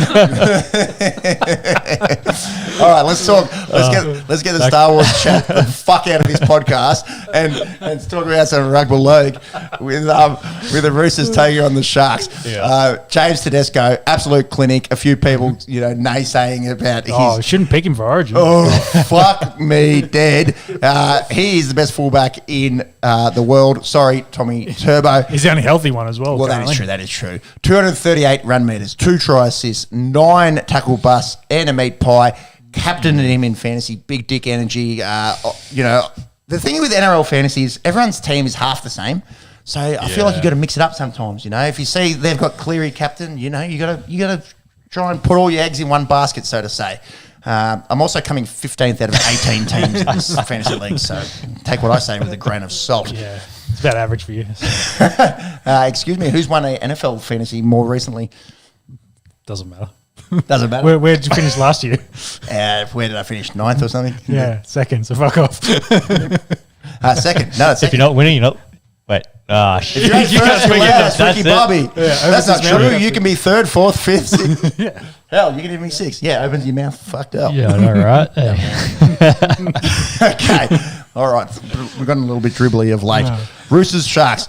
Teddy, absolute clinic. Daniel Tupou scored a double. Mm-hmm. All the late mail is that Daniel Tupou is going to be selected for State of Origin, which we will discuss in a couple minutes. Mm-hmm. Bit of a lackluster effort from the Sharks. Nico Hines also, Origin chat. The best thing I think to come out of this game, other than an absolute clinic from Tedesco, was Paul Gallen sitting with ScoMo, both Sharks legends, I suppose.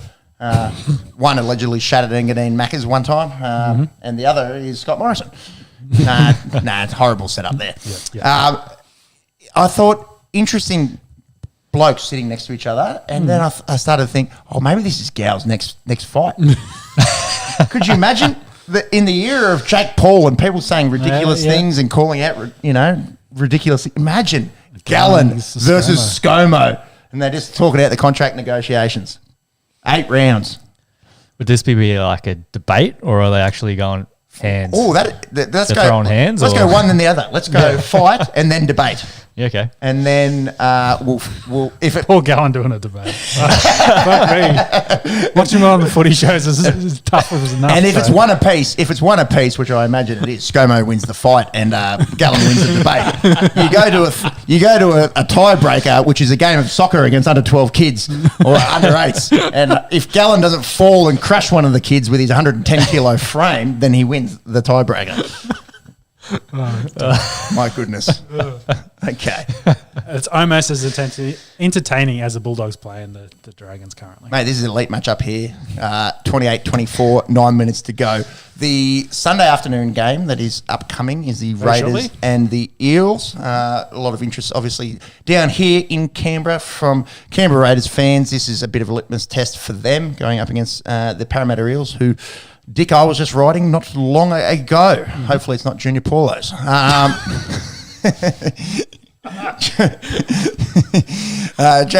Jared Croker. Heavy. Jared Croker, he dislocated his shoulder at training. That was the original chat, and then there's some talk about that maybe he strained it, and then the actual dislocation came when he was reaching for the remote at home. This reeks of Glenn McGrath rolling his ankle on the ball, prior to the Ashes. Yeah. One of those freak injuries. Well, he had the shoulder injury. The week he played for the Raiders, which might have been 2 weeks ago now, and you've bad shoulders, you're known to re-injure, and especially with dislocation, you can definitely re-dislocate a lot easier after the first one. So, it seems to be the case. He's got a bad shoulder, whether that means reconstruction for him and shut him down, and whether that means retirement, career donezo, which would be sad for long-term Raiders fans of Jared. With him trying to chase down Cam Smith's records. He's the only one that potentially could do that currently. He's just too banged up, isn't he? 31-year-old and the body is failing. Failed very quickly, unfortunately, for Jared. So wish him all the best. We'll see what he does in his recovery. But it's looking like he's getting played out of that squad with how well some of the other guys are doing and stepping up. So we'll have to see how that goes. Excellent segue into Xavier Savage being named at number 1, the fullback position. CNK, Charles Nickel Klukstad, has done his hammy, although it seems like a low grade, I believe, for CNK. You like Savage at 1 here? Yeah, a lot more than I do at winger. Let's put it that way. Yep. Scored a great try to seal that game last week as well. His best showing, I think, last week, wasn't it? Yeah, playing fullback. So. We could see what he's capable of. Yeah, it helped having a spare fullback on the bench after Chan's got injured, and Chan's I think struggling with a recurring hamstring injury at the moment. So, though it's low grade, they might try to shut him down and rest him. Well, not shut him down, rest him a little bit to see how he goes. And that also might depend on how well Savage plays in that fullback position. But we'll see. Also looks like Fogarty's back too. So I just saw that on Twitter. That sounds like he's back, so he might be playing this. And that with Jack could be a big in. So we'll see how they go against the Eels. You'd think the Eels would win this game, but you know what the Eels are like. Raiders are lower on the ladder, so they'll throw out a stinker in this one, and the Raiders will score 30. The Dave Grohls, huh? Yeah. What if I say I'm not like the others? It's not copyright if you sing in it, is it? / butchering it it? Depends on how close you are. Oh, so we're fine.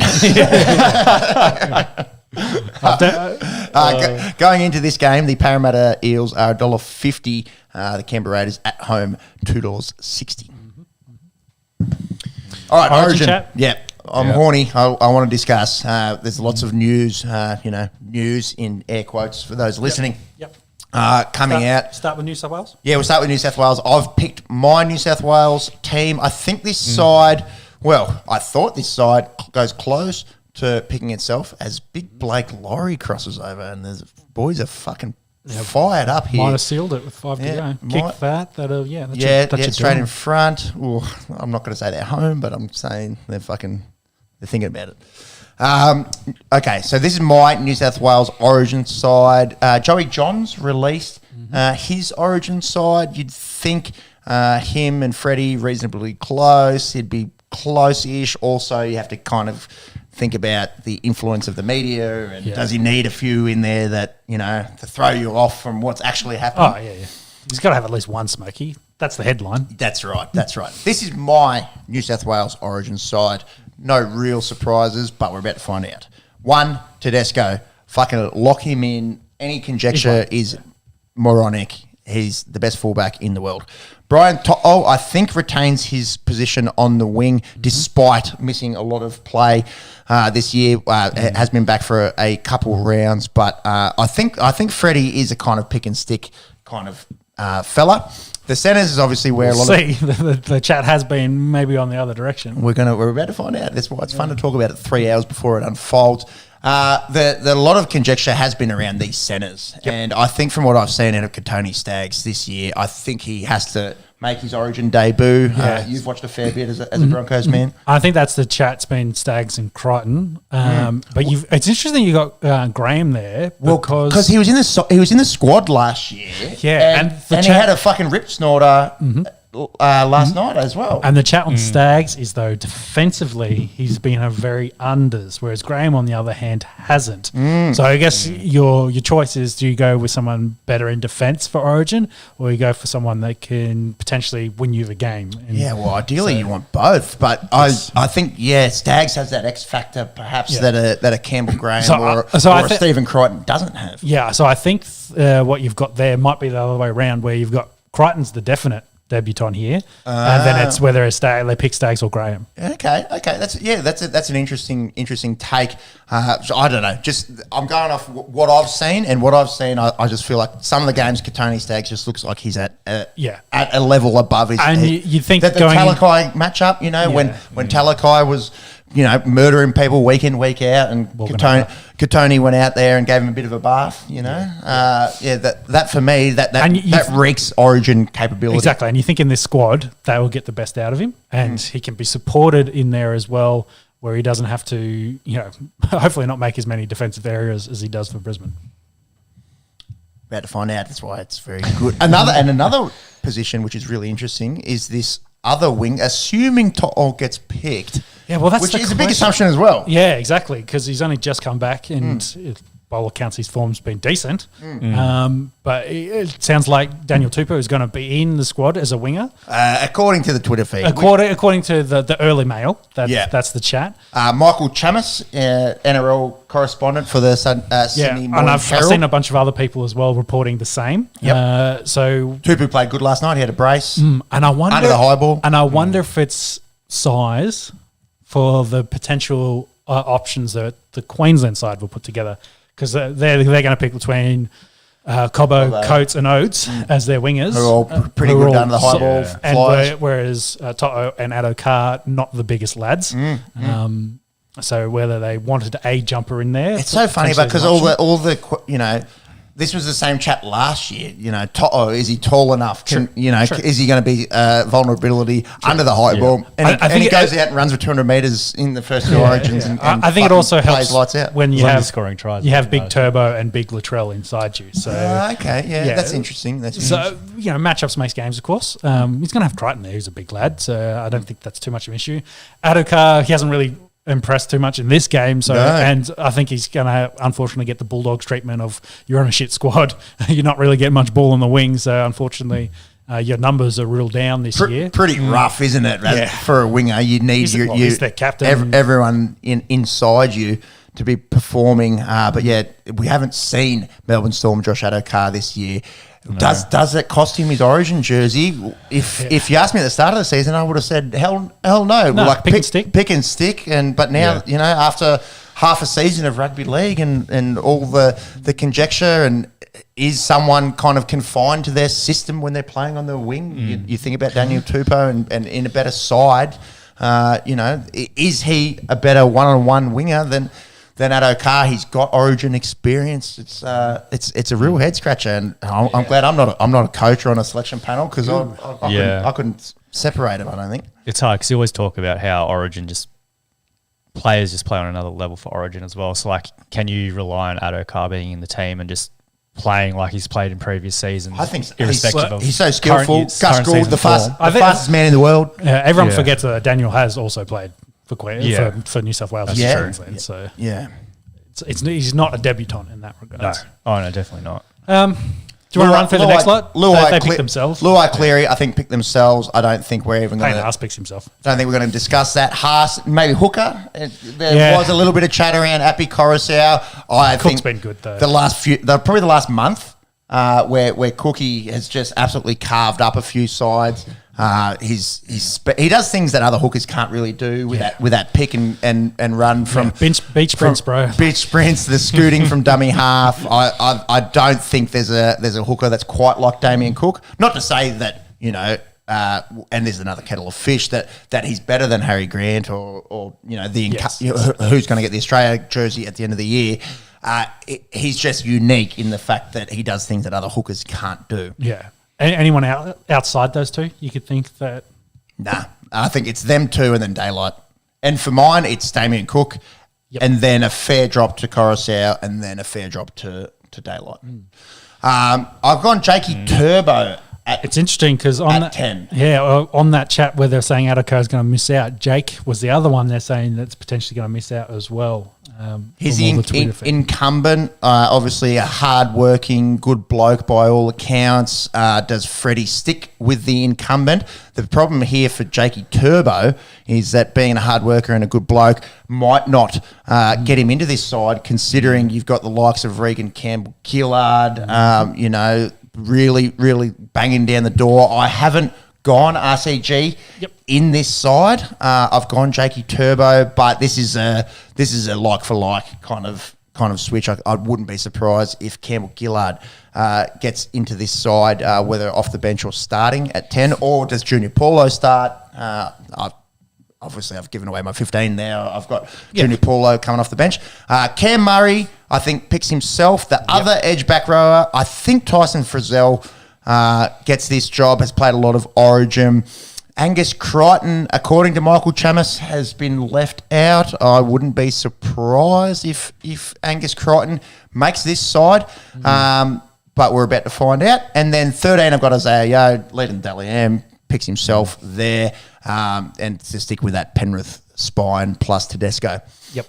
Jack White, and I think does get the 14. A little bit of mail coming out on Twitter that Nico Hines is in contention for this 14 spot. We spoke a lot last week about Jack Whiten being the perfect 14 in that he can play 1 through 7 and 13 and back row. Yep. Essentially. Everything but prop, you'd say. Yeah, Jack could probably play. Probably. But then you could say the same about Nico Hines. He's He's a big halfback. But he doesn't have the size that Jack Whiten possesses.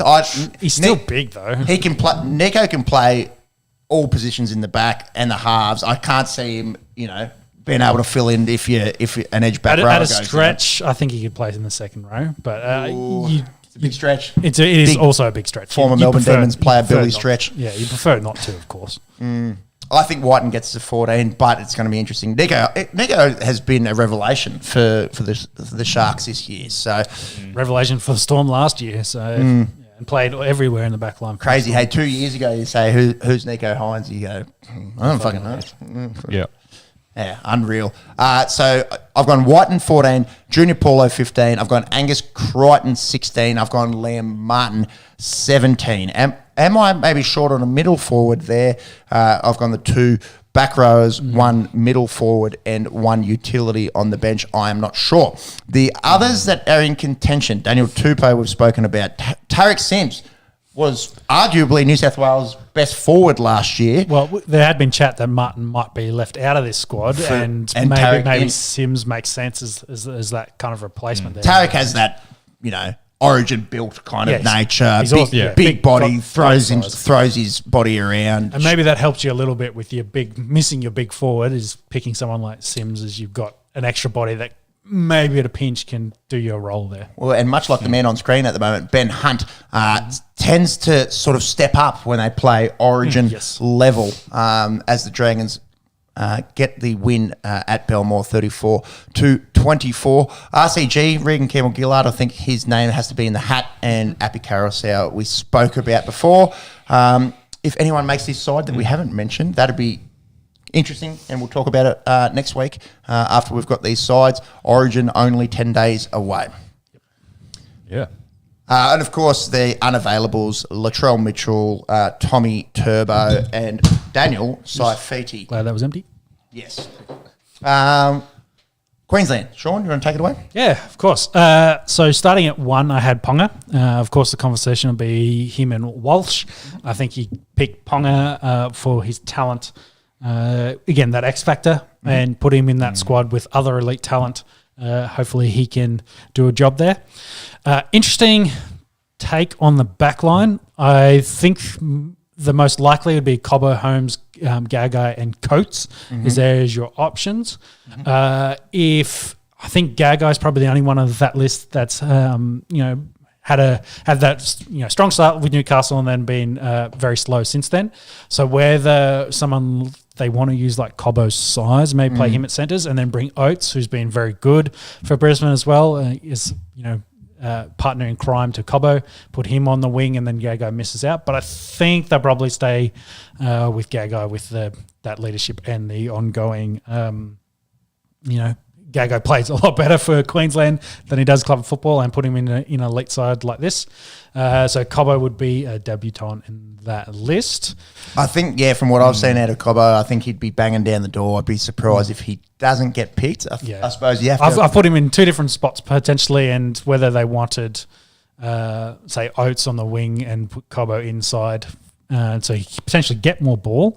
But, if any one of that list for me misses out, it'd be Gagai. Also means that the Cowboys fullback, the Hammer will Hamiso Tabua Fidel. Currently not on my list. Might probably be in the squad, but I don't think he'll play game 1.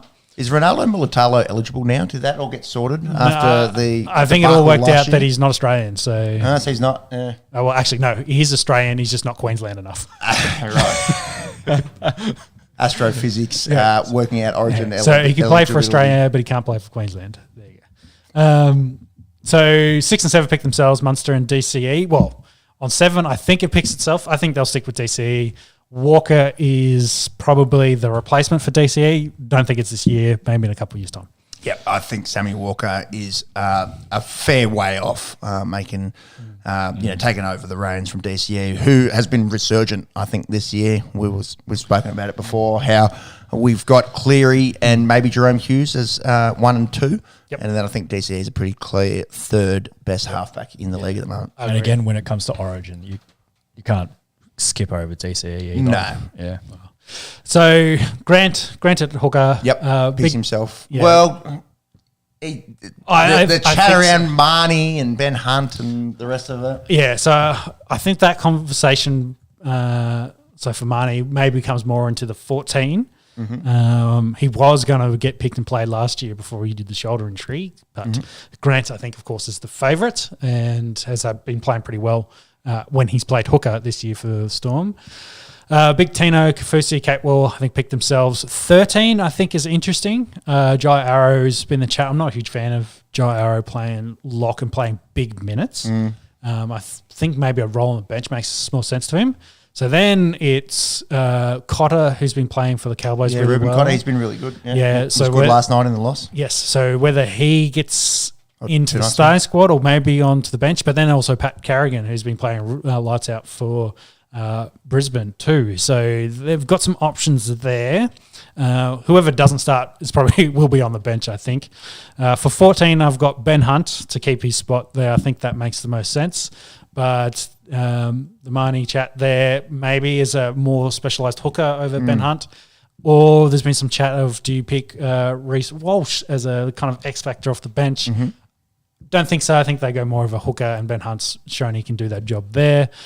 And then 15 and 16, 17 could be anything. Like I've got Flegler in there. I just talked about Pat Carrigan, and Cotter could be in that list. Molo, some more Cowboys boys, Titans boys. I think the big one is, don't think David Fafita is going to get picked. That's an interesting omission.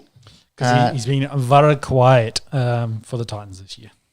I think he's too talented to leave out of this side. Yeah, doesn't matter. He's average.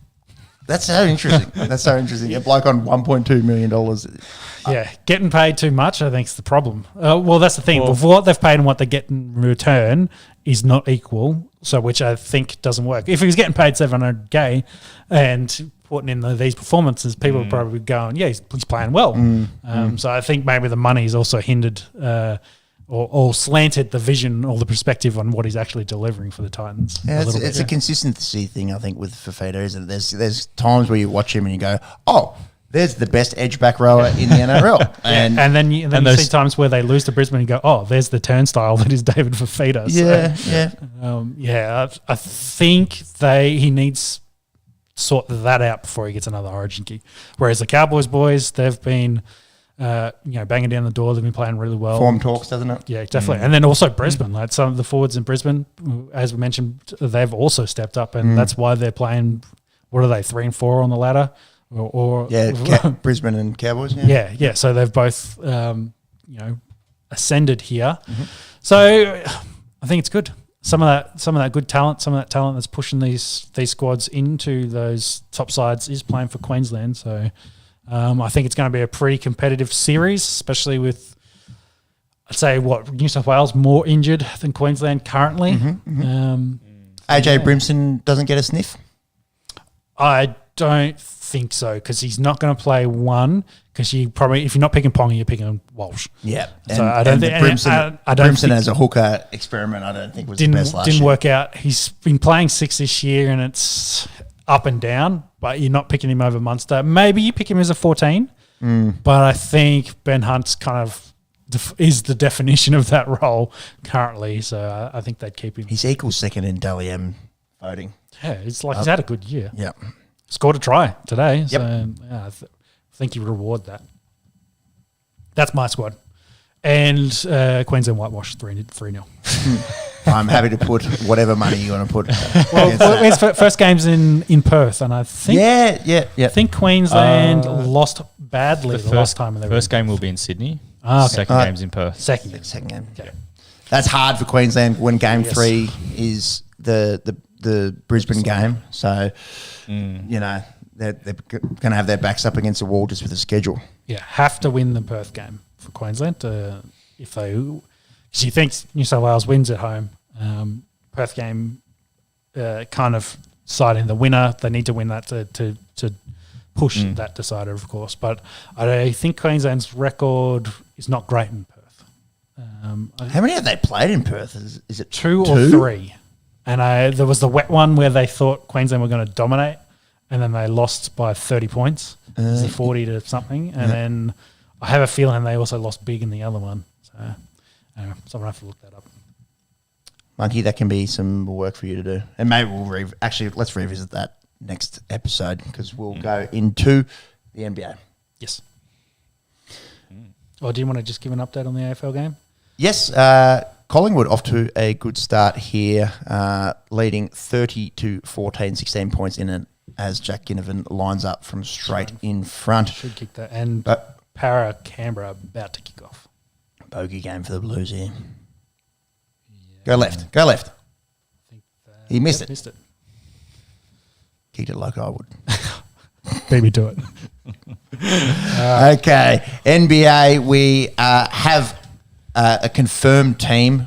Shocked me. The Golden State Warriors will be into their 6th final series in the last 8 years. The only 2 years they missed out were the years where Klay Thompson was riding the pine through a knee and an Achilles injury. Poor Luka, you feel for him a little bit. He's young. He's very, very, very, very, very good. He'll be back again.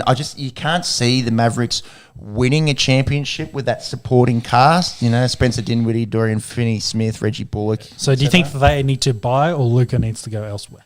Oh, good question. I think Luka, I don't know, from on the outside looking in, he seems pretty set with Dallas. Can you chase up his contract and see, financially what he owes the people of Dallas? I think Dallas need to try and get him some help, whether it be going. Well, I think if they want to keep Luka, they going at another guard to help him out, in the backcourt or going after an elite big.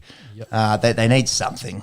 Reggie Bullock, poor fella. How's this? I hate slandering professional athletes, especially ones that are in the NBA, one of the hardest leagues to make it. Both athletic leagues, yes. Yeah, one of the hardest one to make it into in the world.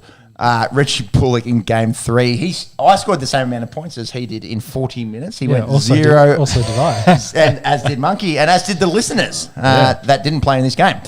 0 of 10. Big fat donut. Yeah, big donut was hot garbage in Game 3 in 40 minutes played.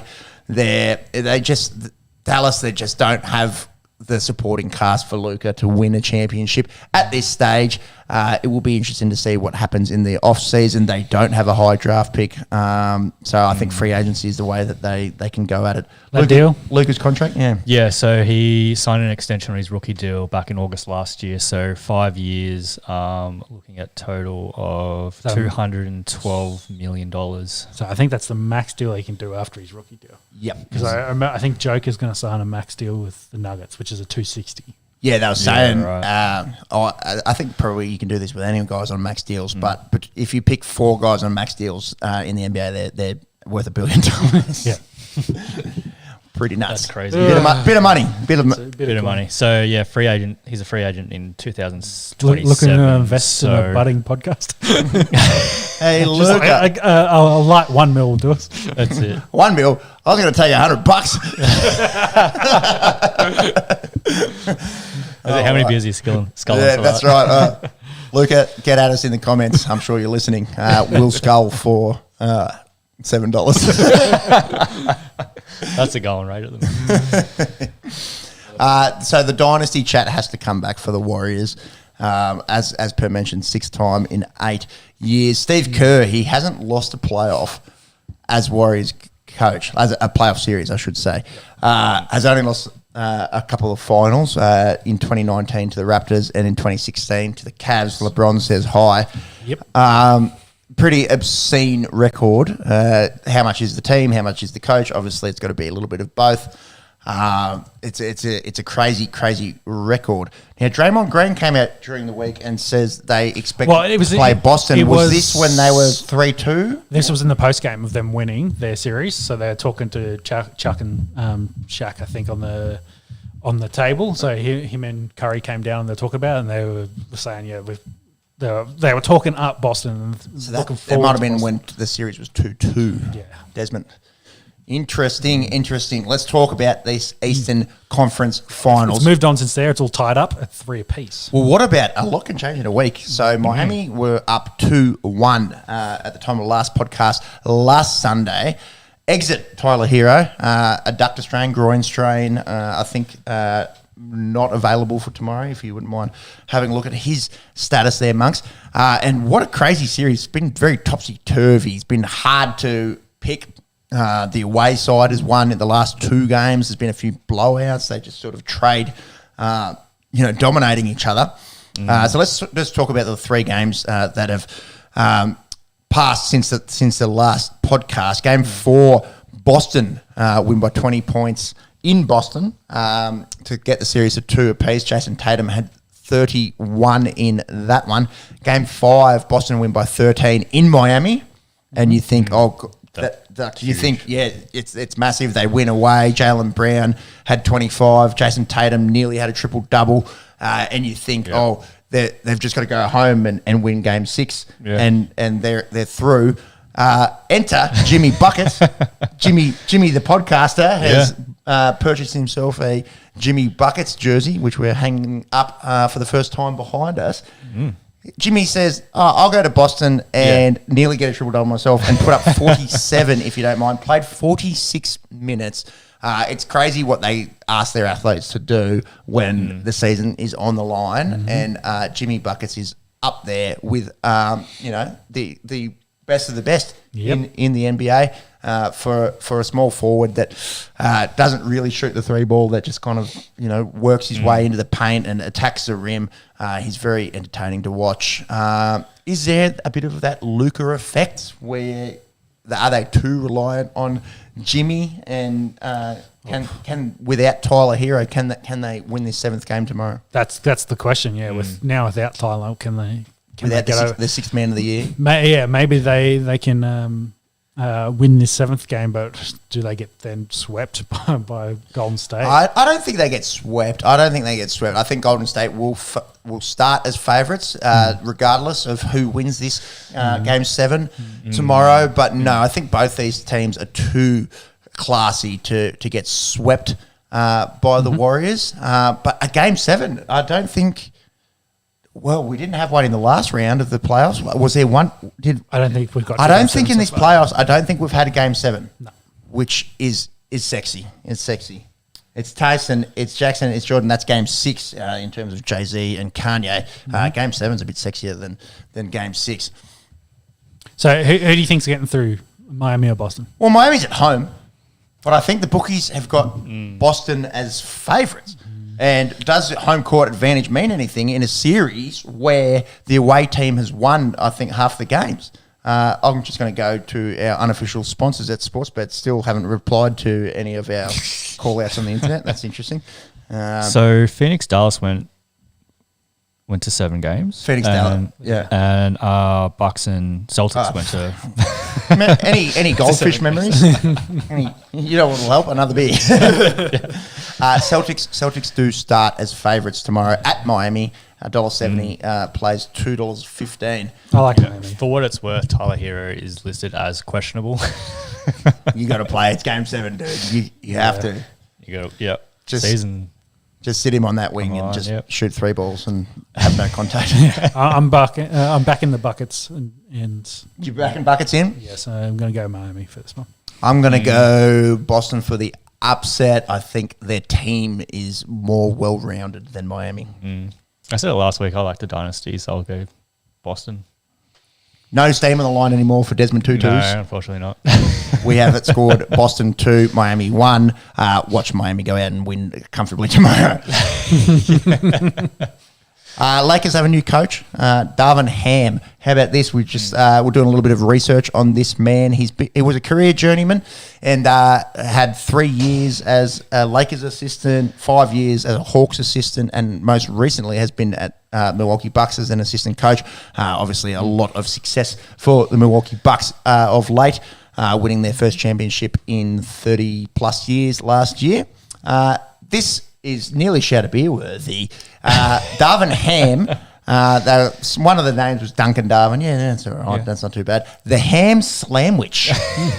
Ham Slamwich. That is an elite nickname for Darvin Ham, who will be the Lakers coach, through preseason and next year moving forward. A lot of pressure on the man, considering the year that one of the biggest franchises in the league faced. It'll be interesting to see how he goes and what that team looks like, actually, come game one next year. Yeah, how much they retool that team. Very interesting. Draft is coming up June 23, so we're 3 weeks away from NBA draft chat. We'll start doing a little bit of research on the up-and-comers. There's a big lanky fella out of Gonzaga, Chet Holmgren, who is predicted to go high. We'll do our research and see. Obviously, not massive college basketball aficionados here on the Esky, the draft lottery. Did we mention that last week? I don't think we did, no. No, we didn't. Top 5 picks is Orlando 1, OKC 2. Interesting. Maybe a bit of help for Josh Giddey, snubbed.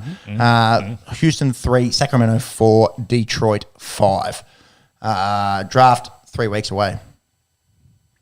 Let's talk some other round ball, and what a week it has been. The ultimate week, I suppose, in football outside of World Cup finals, Champions League finals, the wrapping up of the various leagues. Let's start in England. If you're a Liverpool fan, you're probably disappointed. No silverware. Horrible week, really, for fans of the Reds.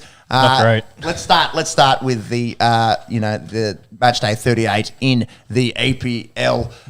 It wasn't looking great for Manchester City. They were down 2-0 at the 69th minute. Nice in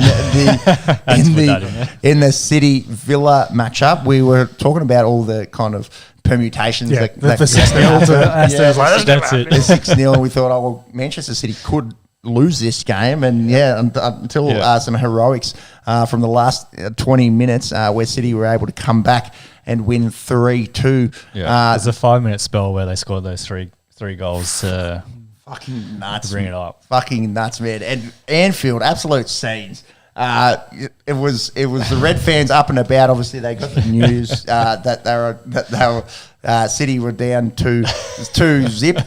And there was a lot of up and abouts, and I think I used that Ralph Wiggum joke earlier in the podcast, so I'm not going to go back to it. Well, they started singing before the fat lady had. So the fat lady had not been singing. Yeah, but the Reds, you'll never walk alone. Faithful were getting. There was emotion, there was singing, there was tears, and next minute, Man City come back, win and tied up and win the Champions League. Those goals, as you mentioned, in 5 minutes. Gundogan 76 minute, Rodri 78, Gundogan 81st. So within a 5-minute period, elation turned to despair for Liverpool Reds fans. What else? Leeds in the Premier League didn't get regulated, so did they win their last match? They did. They beat Brentford to jump up. Which was no mean feat, considering Brentford had a reasonable season, finishing 13th. So the teams that get relegated are Burnley, Watford and Norwich. We already knew about Watford and Norwich, but Burnley are confirmed gone. And Tottenham hold on to that 4th Champions League spot. Arsenal missing out with their sort of capitulation in the last few weeks. Yeah, I forgot about that. I guess in terms of teams that will be promoted, we did touch on it a little bit last week. So we've got Fulham, Bournemouth confirmed, and then Huddersfield Town and Nottingham Forest will be playing off for that 3rd spot tomorrow our time as well. Yeah, big night tonight. The IPL final. There's that championship playoff. Local footy. F1. On the Eskies on. Yeah, F1. Mo Salah and Son Heung-min, co-winners of the Golden Boot. Son, the first Asian player to ever win it. Did you see him arriving back at the South Korean airport? No. Treated like an absolute superstar. I Of course. bet, I bet. Had the Can golden imagine. boot, was showing it, getting photos. All the media's there. Like, it's great. A massive achievement and a big moment for an Asian-born player to get the golden boot. I think he's hands down South Korea's best player ever. Park Ji-sung comes to mind. Who won a golden boot? Of course he is. Yeah. I think he's South Korea's best player ever. He might be the best Asian player Yes. ever. Yeah. That can be some future research. I can't. No one really strikes me as being better than Son. No, when you start thinking about it, you think more about European guys, South American guys. Like, you Of course, all the best players. It's a Undoubtedly. long list you got to work your way through to. Although, caveat, can you backdate Australian players as being Asian players, considering we play in an AFC, and even though they were in Oceania in those days, would Harry Kuehl or someone, Mike Viduka, have something to say about it? Tim Cahill, bro. Tim Cahill also never won a golden boot, and also Yes. all three of those guys probably not as good as Son. No, also Probably not. Also, I think so. Also, Monkey, in our one video that did well on YouTube once ever, got compared to Son in a racist slant, really, essentially. A bit of a tidbit there. Yeah. Canberra Raiders are in. Not to forget the goalies. Edison, Brazilian goalkeeper, got Golden Glove. 20 clean sheets this year with 37 appearances. And player of the season, Kevin De Bruyne. KDB from Man City. How many assists did he have? Just 8. That's unders, actually, what I kind of thought. Obviously, sets up a lot, but, I suppose you have to be the second last person to touch the ball to go down as, getting the assist. Jurgen Klopp getting a manager of the season. Actually, Phil Foden, young player of the year. Yeah. Allison as well, other Brazilian goalkeeper, got the Golden Glove. So Tied. 2 golden boots, 2 golden gloves this season. Speaking of Brazilians, it was a Brazilian that scored to get Real Madrid their 14th Champions League victory overnight. Real essentially were outplayed by Liverpool for 90 minutes, but you've got to put the ball in the back of the old onion bag. Sean, we're talking pre-show about the delay in getting the Liverpool fans into the stadium. What did you see, in the Twitterverse and the rest of it happening? I saw a lot of footage of security guards pepper spraying Liverpool fans trying on the fence, complaining about they can't get in, and them showing their legitimate, hopefully legitimate tickets to the Champions League. Yeah, I wonder if they had, a system crash. Good old IT. We're quite used to it here on the ASCII. Oh, yeah. Dropping out, and they couldn't get tickets scanned and go, and fans into the stadium. Or maybe the Sekis were just pepper spraying them for being Liverpool fans. Who knows? Also true. And we were chatting about, maybe they oversold the tickets or too many scalpers, etc. But yeah, Liverpool fans in the end ended up resorting to climbing the fences and jumping over them to get into the stadium. So The old-fashioned way. Yeah, as you do. If you climb the fence but you've got a legitimate ticket, that's play on. I'd say so, yes. Get us in there. You can imagine what people would have paid for those But also tickets. if they've got 4 legitimate tickets for the same seat, does that matter? Yeah, maybe not play on. Is it their fault as well? Is it their fault? Also true. Is it their fault for doing that? Yeah. Either way, it didn't end up well for Liverpool fans. They probably should have stayed outside to keep their week of misery going. Yeah, they went down 1-0 to Real Madrid. Real Madrid, yes. Real. That shit's real, bro. Keeping it real. They're Real Madrid, bro.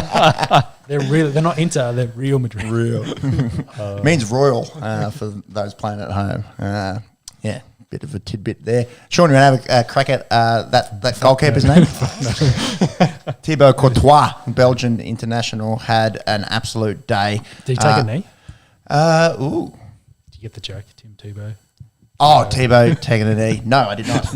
My mind went straight to Colin Kaepernick. Okay. There. True, you got to work out with the Raiders this week, surprisingly.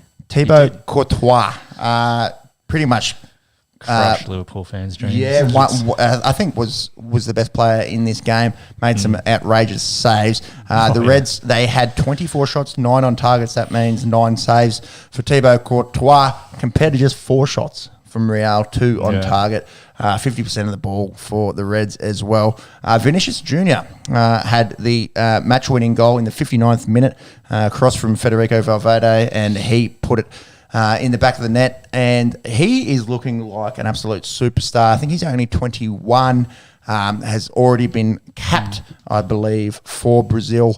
And yeah, considering Brazil probably going to line up with Neymar on one wing, Vinicius Jr. or Vinny Jr., they call him, might be the Brazilian winger on the other side for the foreseeable future. Interesting in this game, two English players on Liverpool, one Spanish player on Real Madrid. So very, very international. Yep. Real have won 14 Champions Leagues, if you don't mind, or the old European Cup as it used to be known, which is twice the next team, who's AC Milan, with 7 wins. So absolute domination of the competition. Yeah, it's not like they have all the money. They do have all the money, but Barcelona says hi, Bayern Munich says hi, Manchester United, who finished 6th in the EPL, say hi. Obviously money and soccer, peas and carrots. Jenny. Yeah. Let's talk about the other leagues. Yeah, run them through them. So Serie A, interesting little tidbit as well. Serie A and Real won the La Liga and Ligue 1, so Spain, Italy, Germany. The team that won, all 86 points. A little bit of an omen there. 86 points for AC Milan. They win their first Scudetto. I'm Italian heritage, and that's probably not even pronounced right. They win their first Serie A championship, or league, really, for the first time in 10 years, I believe. Inter Milan finishing second. Napoli and Juventus will be playing Champions League next year. Zlatan Ibrahimovic. You don't mess with this Zlatan. He has 14 league titles now, I believe, which is obscene for the 40-year-old. A lot of questioning around will he go again next year at AC Milan, to which he replied in true Zlatan fashion, no, I think I'm still the best player. He does come off the bench as well for AC these days. Yeah, I saw some chat because of the locker room of him giving a chat afterwards, because I think he'd famously said when he joined AC that he wasn't going to retire until they won a championship. So that's, I guess, where the retirement chat counts from. Yeah, because he's now achieved that. But like you said, I think the last time they won, Zlatan was playing for AC, which is wild to think about the length of his tenure as an elite player. I'm seeing if I screenshotted. Yes, I did screenshot. So yeah, his first ever. No, not his first ever title. He won 2 with Ajax, which is where he got his big gig at Ajax Spray and Wipe for the Australian fans. For the Australian fans. Laurie Daly once said that on the Big Sports Breakfast, and I thought, I can talk about sport on the internet. Then won 2 at Juventus, then 3 at Inter, 1 at Barca, 1 at AC, 4 at PSG, and then 1 again just over the last week at AC Milan. So yeah, does he go around again? I think he's more of an impact player. I think he only scored 8 goals this year, but still, Zlatan gone as Zlatan, and yeah, he's a leader in that locker room. I think is the thing you're getting out of him. But he's just so funny. He's one of the best characters in world sport. Yeah, he's the way he treats media is so funny. He doesn't give a fuck, dude. He just says what he wants to say. List of Serie A champs. I'm trying to find it right now. Making for good listening. There's Zlatan. You know what came up just then?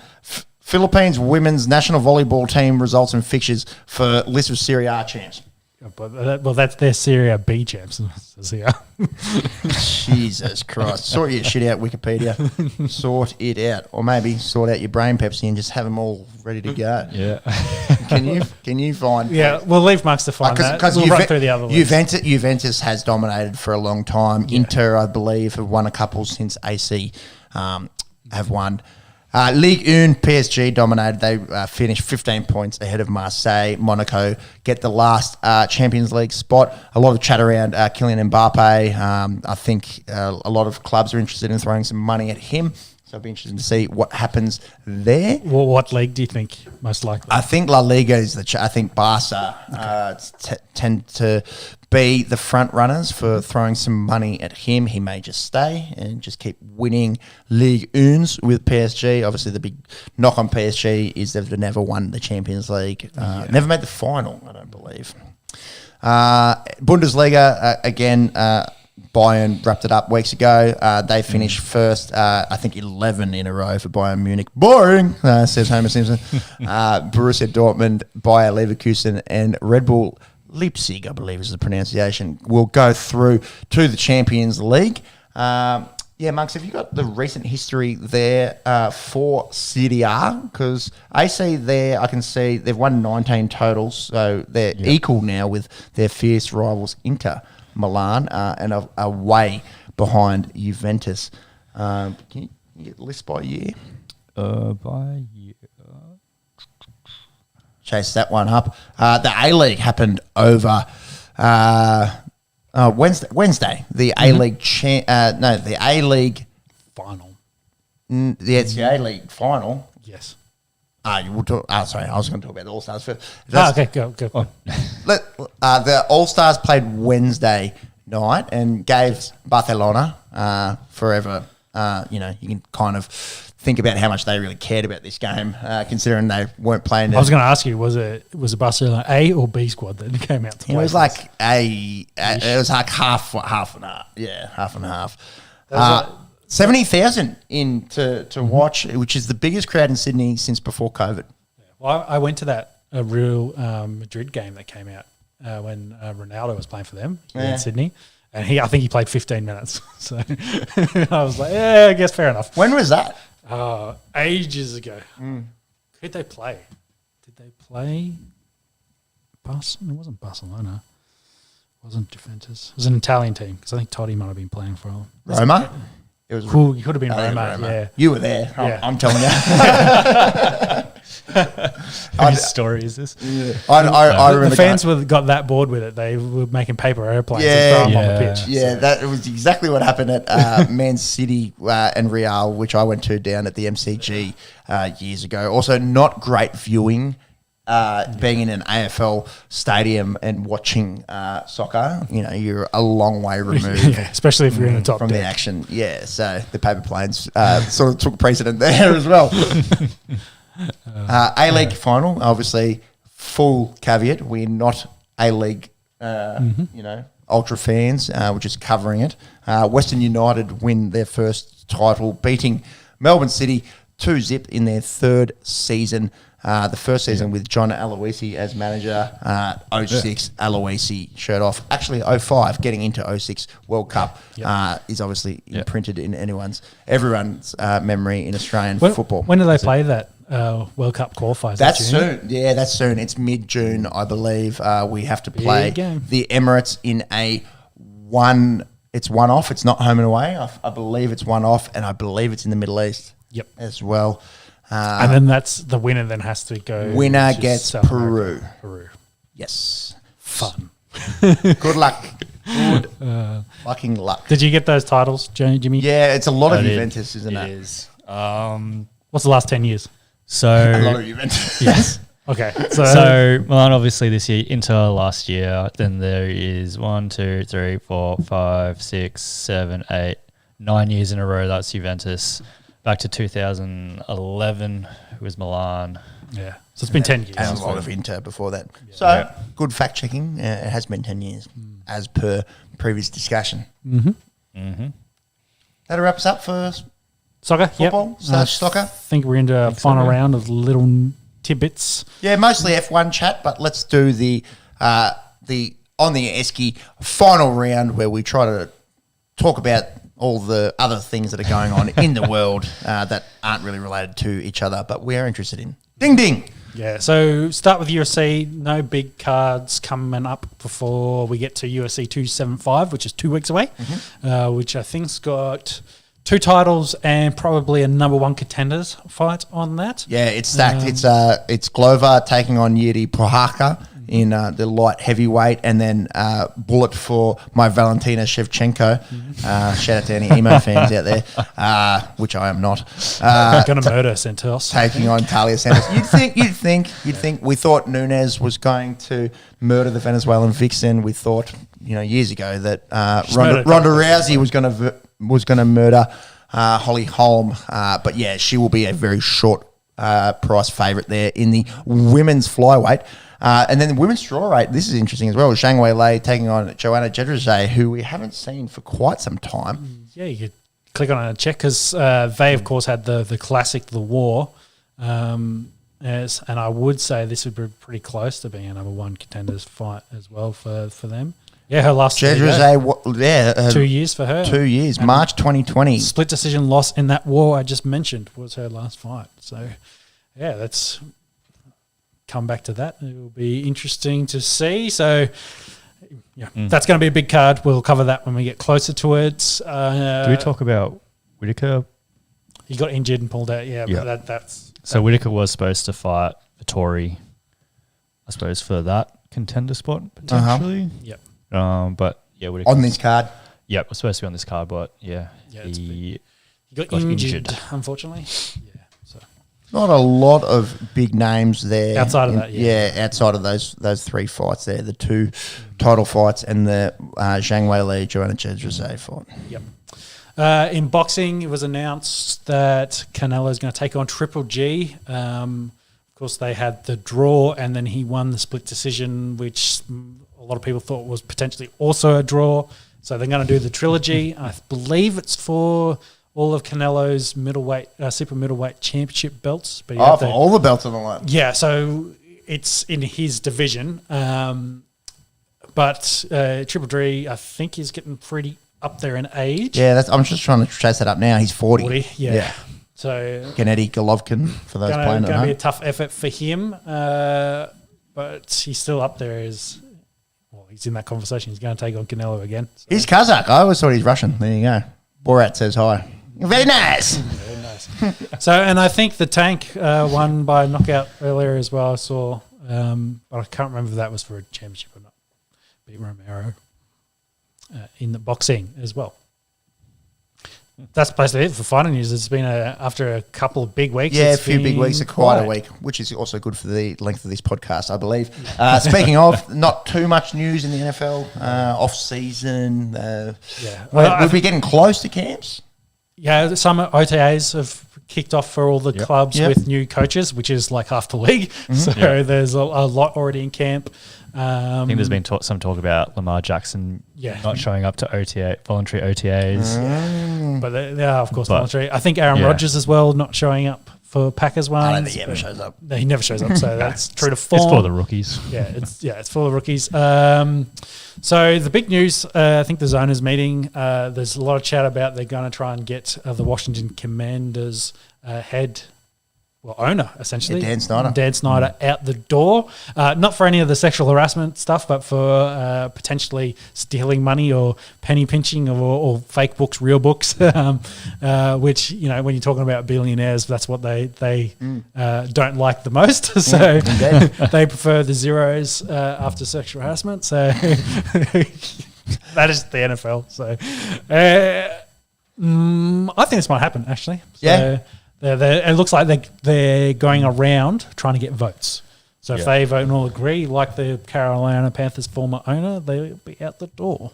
And I've said, in this episode and in previous episodes, I don't like bad-mouthing professional athletes because I can see, they're a lot better than me. You know who I badmouth? A piece of shit billionaire. Because by all accounts, piece of shit. POS. You could be Batman, but you're a piece of shit. That's right. Also, Batman's not real. That's always the joke, though. You got all that money and you could have been Batman. Could have been Batman. Anyway. Could get into a chat around the new Batman. It's pretty good different. Yeah, true. It's not quite. My only hope is whoever buys Washington comes up with a better name for that football team. Well, it's locked in now, surely. Yeah, well, locked in now. New owner could come in and change it up. Commander. I think by all reports, and that's probably just saving face and showing a collective standing. They're saying that they probably won't remove him, but Don't want to tell. if If he's cooking the books, though, they're not going to be happy. He's hired Risa Heller, a top political communications pro with long political experience, as Chuck Schumer's communication chief, and also with stints representing Jared Kushner's family and Ivanka Trump. So, piece of shit hires piece of shit. Piece of shitception. Thank you. That's the American politics at the moment, and we probably shouldn't go into that with recent events over there, unfortunately. Speaking sports, Pro Bowl sucks. We talked about Origin earlier. The Pro Bowl it's a joke these days, isn't it? It used to be pretty fun, but now, it's a bit of a joke. So I think that's the angle they'll go for. Can we stick with the fun aspect? And what fun things can we do around Pro Bowl? Of course, they've been doing the skills, the dodgeball, and all of that stuff for the Pro Bowl. Whether they make it more of a fan event leading into the Super Bowl, kids, I think, with your stars, getting around your stars, and getting those younger fans into the league and following their current stars. Because you know who doesn't want to watch Russell Wilson versus Tom Brady in dodgeball? This guy. I couldn't give two fucks. Could not give two fucks. So, maybe. What about in golf? Yeah, golf I probably watch. One is an adult sport and one is a child sport. Of course, there's been some chat with Brady and shout out to movie dodgeball. Brady and Rogers getting stuck into Allen and Mahomes because they've got their upcoming.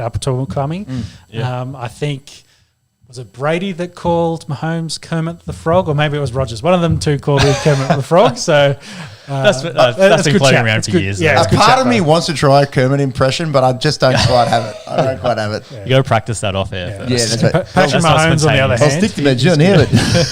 So I think for fans like us who have a spectacle like Origin, where you get your superstars, all-stars together and they play a very competitive football game, the comparison of that to the Pro Bowl is just a waste of time, in our opinion. You can't do it. No.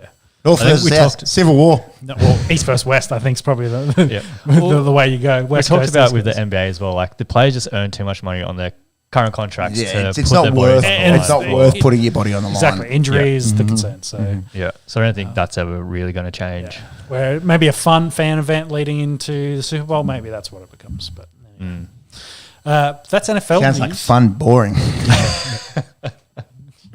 Depends what it is. If you get to touch, I don't know, Aaron Rodgers' feet, you'll probably be there.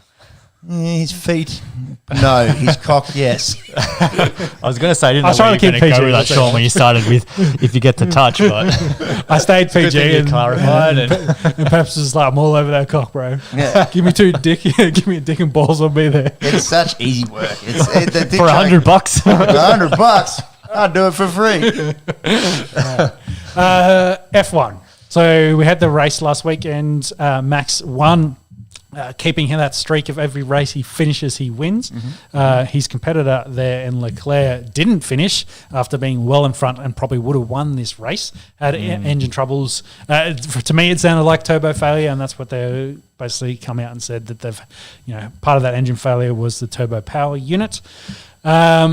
Perez finishes second, had to give way to Max, had that quote of, that's not fair, but okay, being the ultimate teammate that he has been with Red Bull.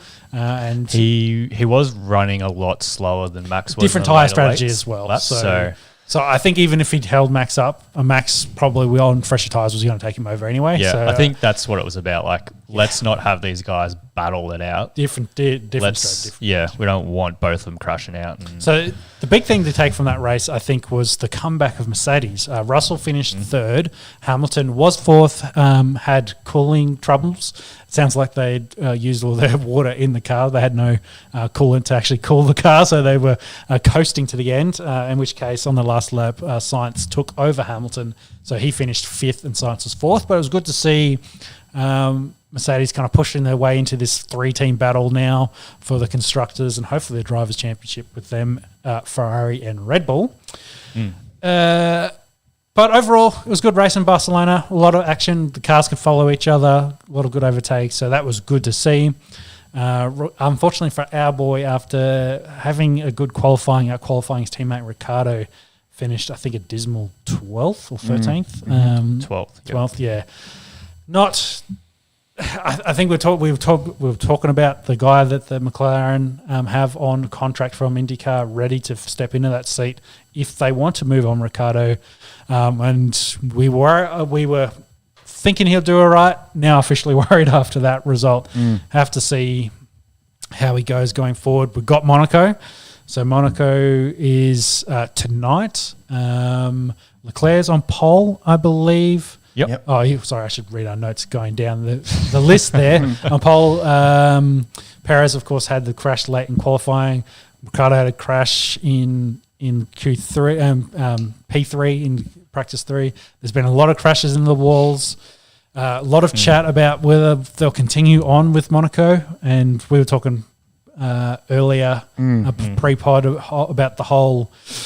the history. The history, but the cars being the 2 meters wide, they're very big, and the course is only it seems to be shrinking in my mind. It looks like there's just no room for overtaking racing. So it'd be interesting to see with the cars, with the closer racing we've had, whether that affects Monaco at all, or whether it's just out of the tunnel, that's the only corner they'll make moves, and whether it'll be, as they start, will be how they finish. And for me, as a sort of F1 casual, that it was a bit of a shock that Monaco could be on the chopping block, because it's so synonymous with the F1 and the history around it. Do you think the trying to buy into the US market plays into this a little bit? The US getting more and more. I think it's more the logistics is the problem, because it's a street circuit. The street is only so big; it can't get any bigger. Unless they want to, sacrifice some of the barriers and safety, which they won't, of course. Sure. Yeah. But the race cars are only getting bigger and faster. That's kind of the problem. And it makes for bad viewing. Well, it makes it hard to compete, because we just said there's basically one corner for overtaking. The rest of it's just too tight to even throw. I mean, you try to make a move elsewhere. Small tap, you're both in the wall, and then everyone behind you's going up your ass. Like it's just. And you mentioned it then comes down to pit strategies and stuff like that. And going back to Ricardo a couple of years ago, he fell short of a win, his second win at Monaco, because of a failed pit stop. Lost 5-10 seconds. The pit strategies really do take effect in this race more than actual wheel-to-wheel overtaking. We've had a Monaco Grand Prix non-stop except for 2020 because of COVID. Since 1955. Yeah, that's crazy. It's a long time. Well, it'd be a lot of history to rewrite, whether it be a logistical thing in terms of the viewing, whether it be a money thing in terms of US markets, etc. There's plenty of money in Monaco. It is a huge event for the week. It gets heaps of people there. It gets heaps of the big wigs come in. But the problem is we talk about for the actual racing, you can't make the racetrack any bigger, because you've got hotels on one side that they're not going to knock down, and on the other side is the coastline. So there's just no extra room to make the racetrack any bigger. Yeah, I don't know. And again, you got to think about diehards and casuals, and the way I look at it. I was watching, the qualifying highlights, and I was thinking, this is so picturesque, and you're going past these old it's a crazy racetrack as well. Casinos, and I was thinking, oh, geez, imagine a lads' weekend, down the Monaco F1, and watching a bit of racing into a bit of blackjack. There is Vegas, a bit of tax evasion, after that, true. Well, there is Las Vegas next year, and I wonder whether that's part of that conversation a little bit. Of Monaco sort of passing the baton over to Las Vegas. Miami as well, is party destinations for big events with big worldwide celebrities being American celebrities. Let's go versus the European ones, which would go out to Monaco. But and it's a hard conversation to have, because you are talking about tracks like Monaco, Spa, institutions around F1, and replacing them with new tracks in Miami and stuff, and bringing in that next generation of. Well, the thing with Spa though is a good racetrack. Spa is a good racetrack. Monaco, on the other problem, it's hard to make it a better racetrack than it is now. I think a lot of the chat is around you've got all of these long-standing tracks. Let's start bringing other tracks into rotation, which means you have to cut some of them. Yeah. Bids for tracks is what we're getting at. Yeah, so unless you make the season 5 races longer or whatever. Well, they're already doing it. I think Was it? They've already made it. This was meant to be a 23 race year, but they've of course dropped Russia, so it stays at 22. So not the longest season of all time. But then I think with the other races coming in, they're going to push to 26. So it's half a year already. It always a long season. So they at that point do they start picking choosing? Do they start those big deals like for the Vegas and Miami? They're big deals, and that's why they've done them. Yeah, big markets as well. Yeah. So money talks. Do they go to a point where a certain destination gets a race every 2 years? You know, exactly. Like, rotation. You bring up the Vegas chat. Old town Monaco, new town Vegas. Do you do something like that? Again, commercially, you obviously have to figure out that deal. I think obviously Vegas has already signed up whatever contract they've got. But So on tonight's race, expected rain, which may make this also very interesting because potentially could mean a lot of safety cars as well. Boring. Well, crashes, interesting. So we'll have to see how that all plays out.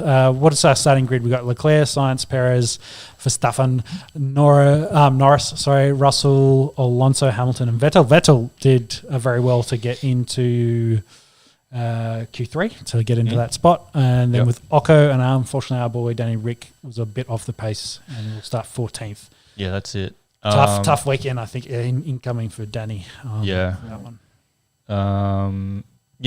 Like you said, off the back of Spain, good to see the Mercedes back up there. Alpine obviously had a good had a good weekend as well to date. Just a shame that Danny Rick can't really string good form together. He needs consistency. They need points because they historically want to compete for third. I don't think third's attainable now with the Ferrari kind of being better this year. So it's now beating the rest of the field into that fourth spot, and they are well behind currently. So that's it. And probably the only other thing to touch on with Monaco Grand Prix is the Leclerc curse. So he has not won, let alone finished a race on his home track. That's crazy, Montegas. Yeah.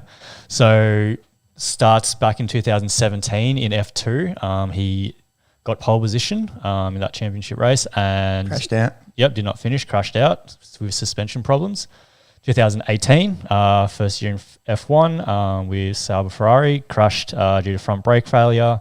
2019, touched a wall very early on in the race, got a tyre puncture, destroyed his car floor, which meant all his aerodynamics wasn't going to work for him, so they retired the car there. 2020, probably an asterisk, COVID cancelled the race for the season, and then last year, pole position, had that massive crash in Q3 that stopped the Q3 session. Pretty much exactly the same thing this year. Stopped Verstappen on his final fast lap, potentially to get up there. And then, didn't even start the race on the recon lap out to the start line. He had drive shaft failure and, so hope he can start tomorrow. Yeah. That's it.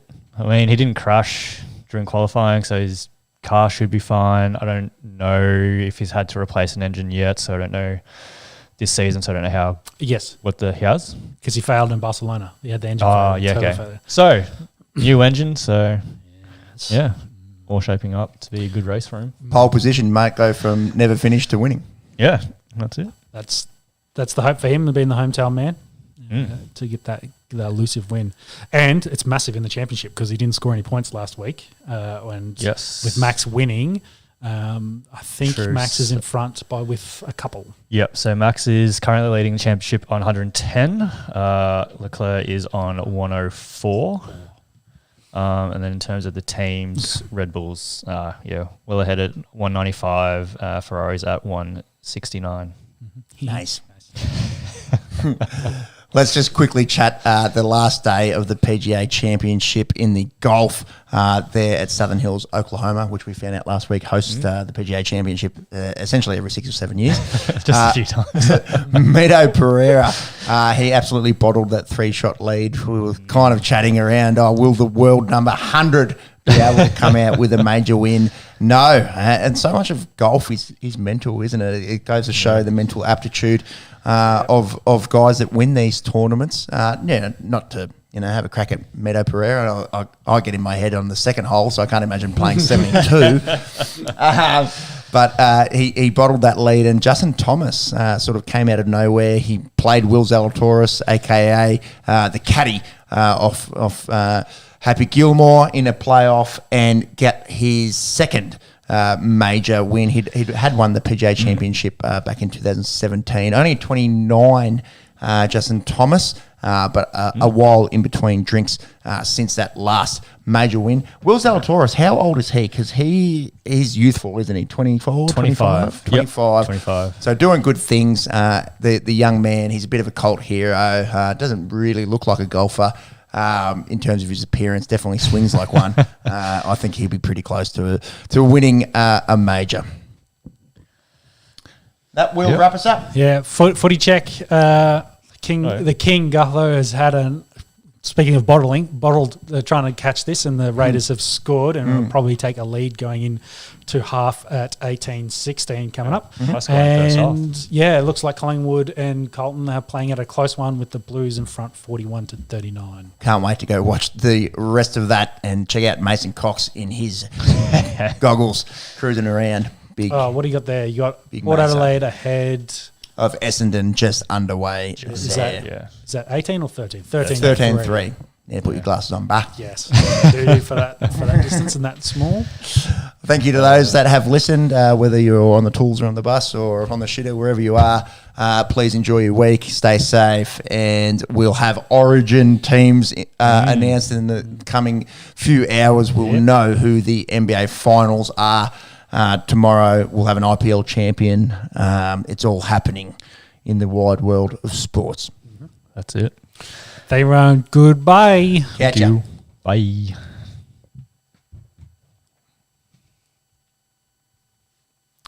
Let's hope that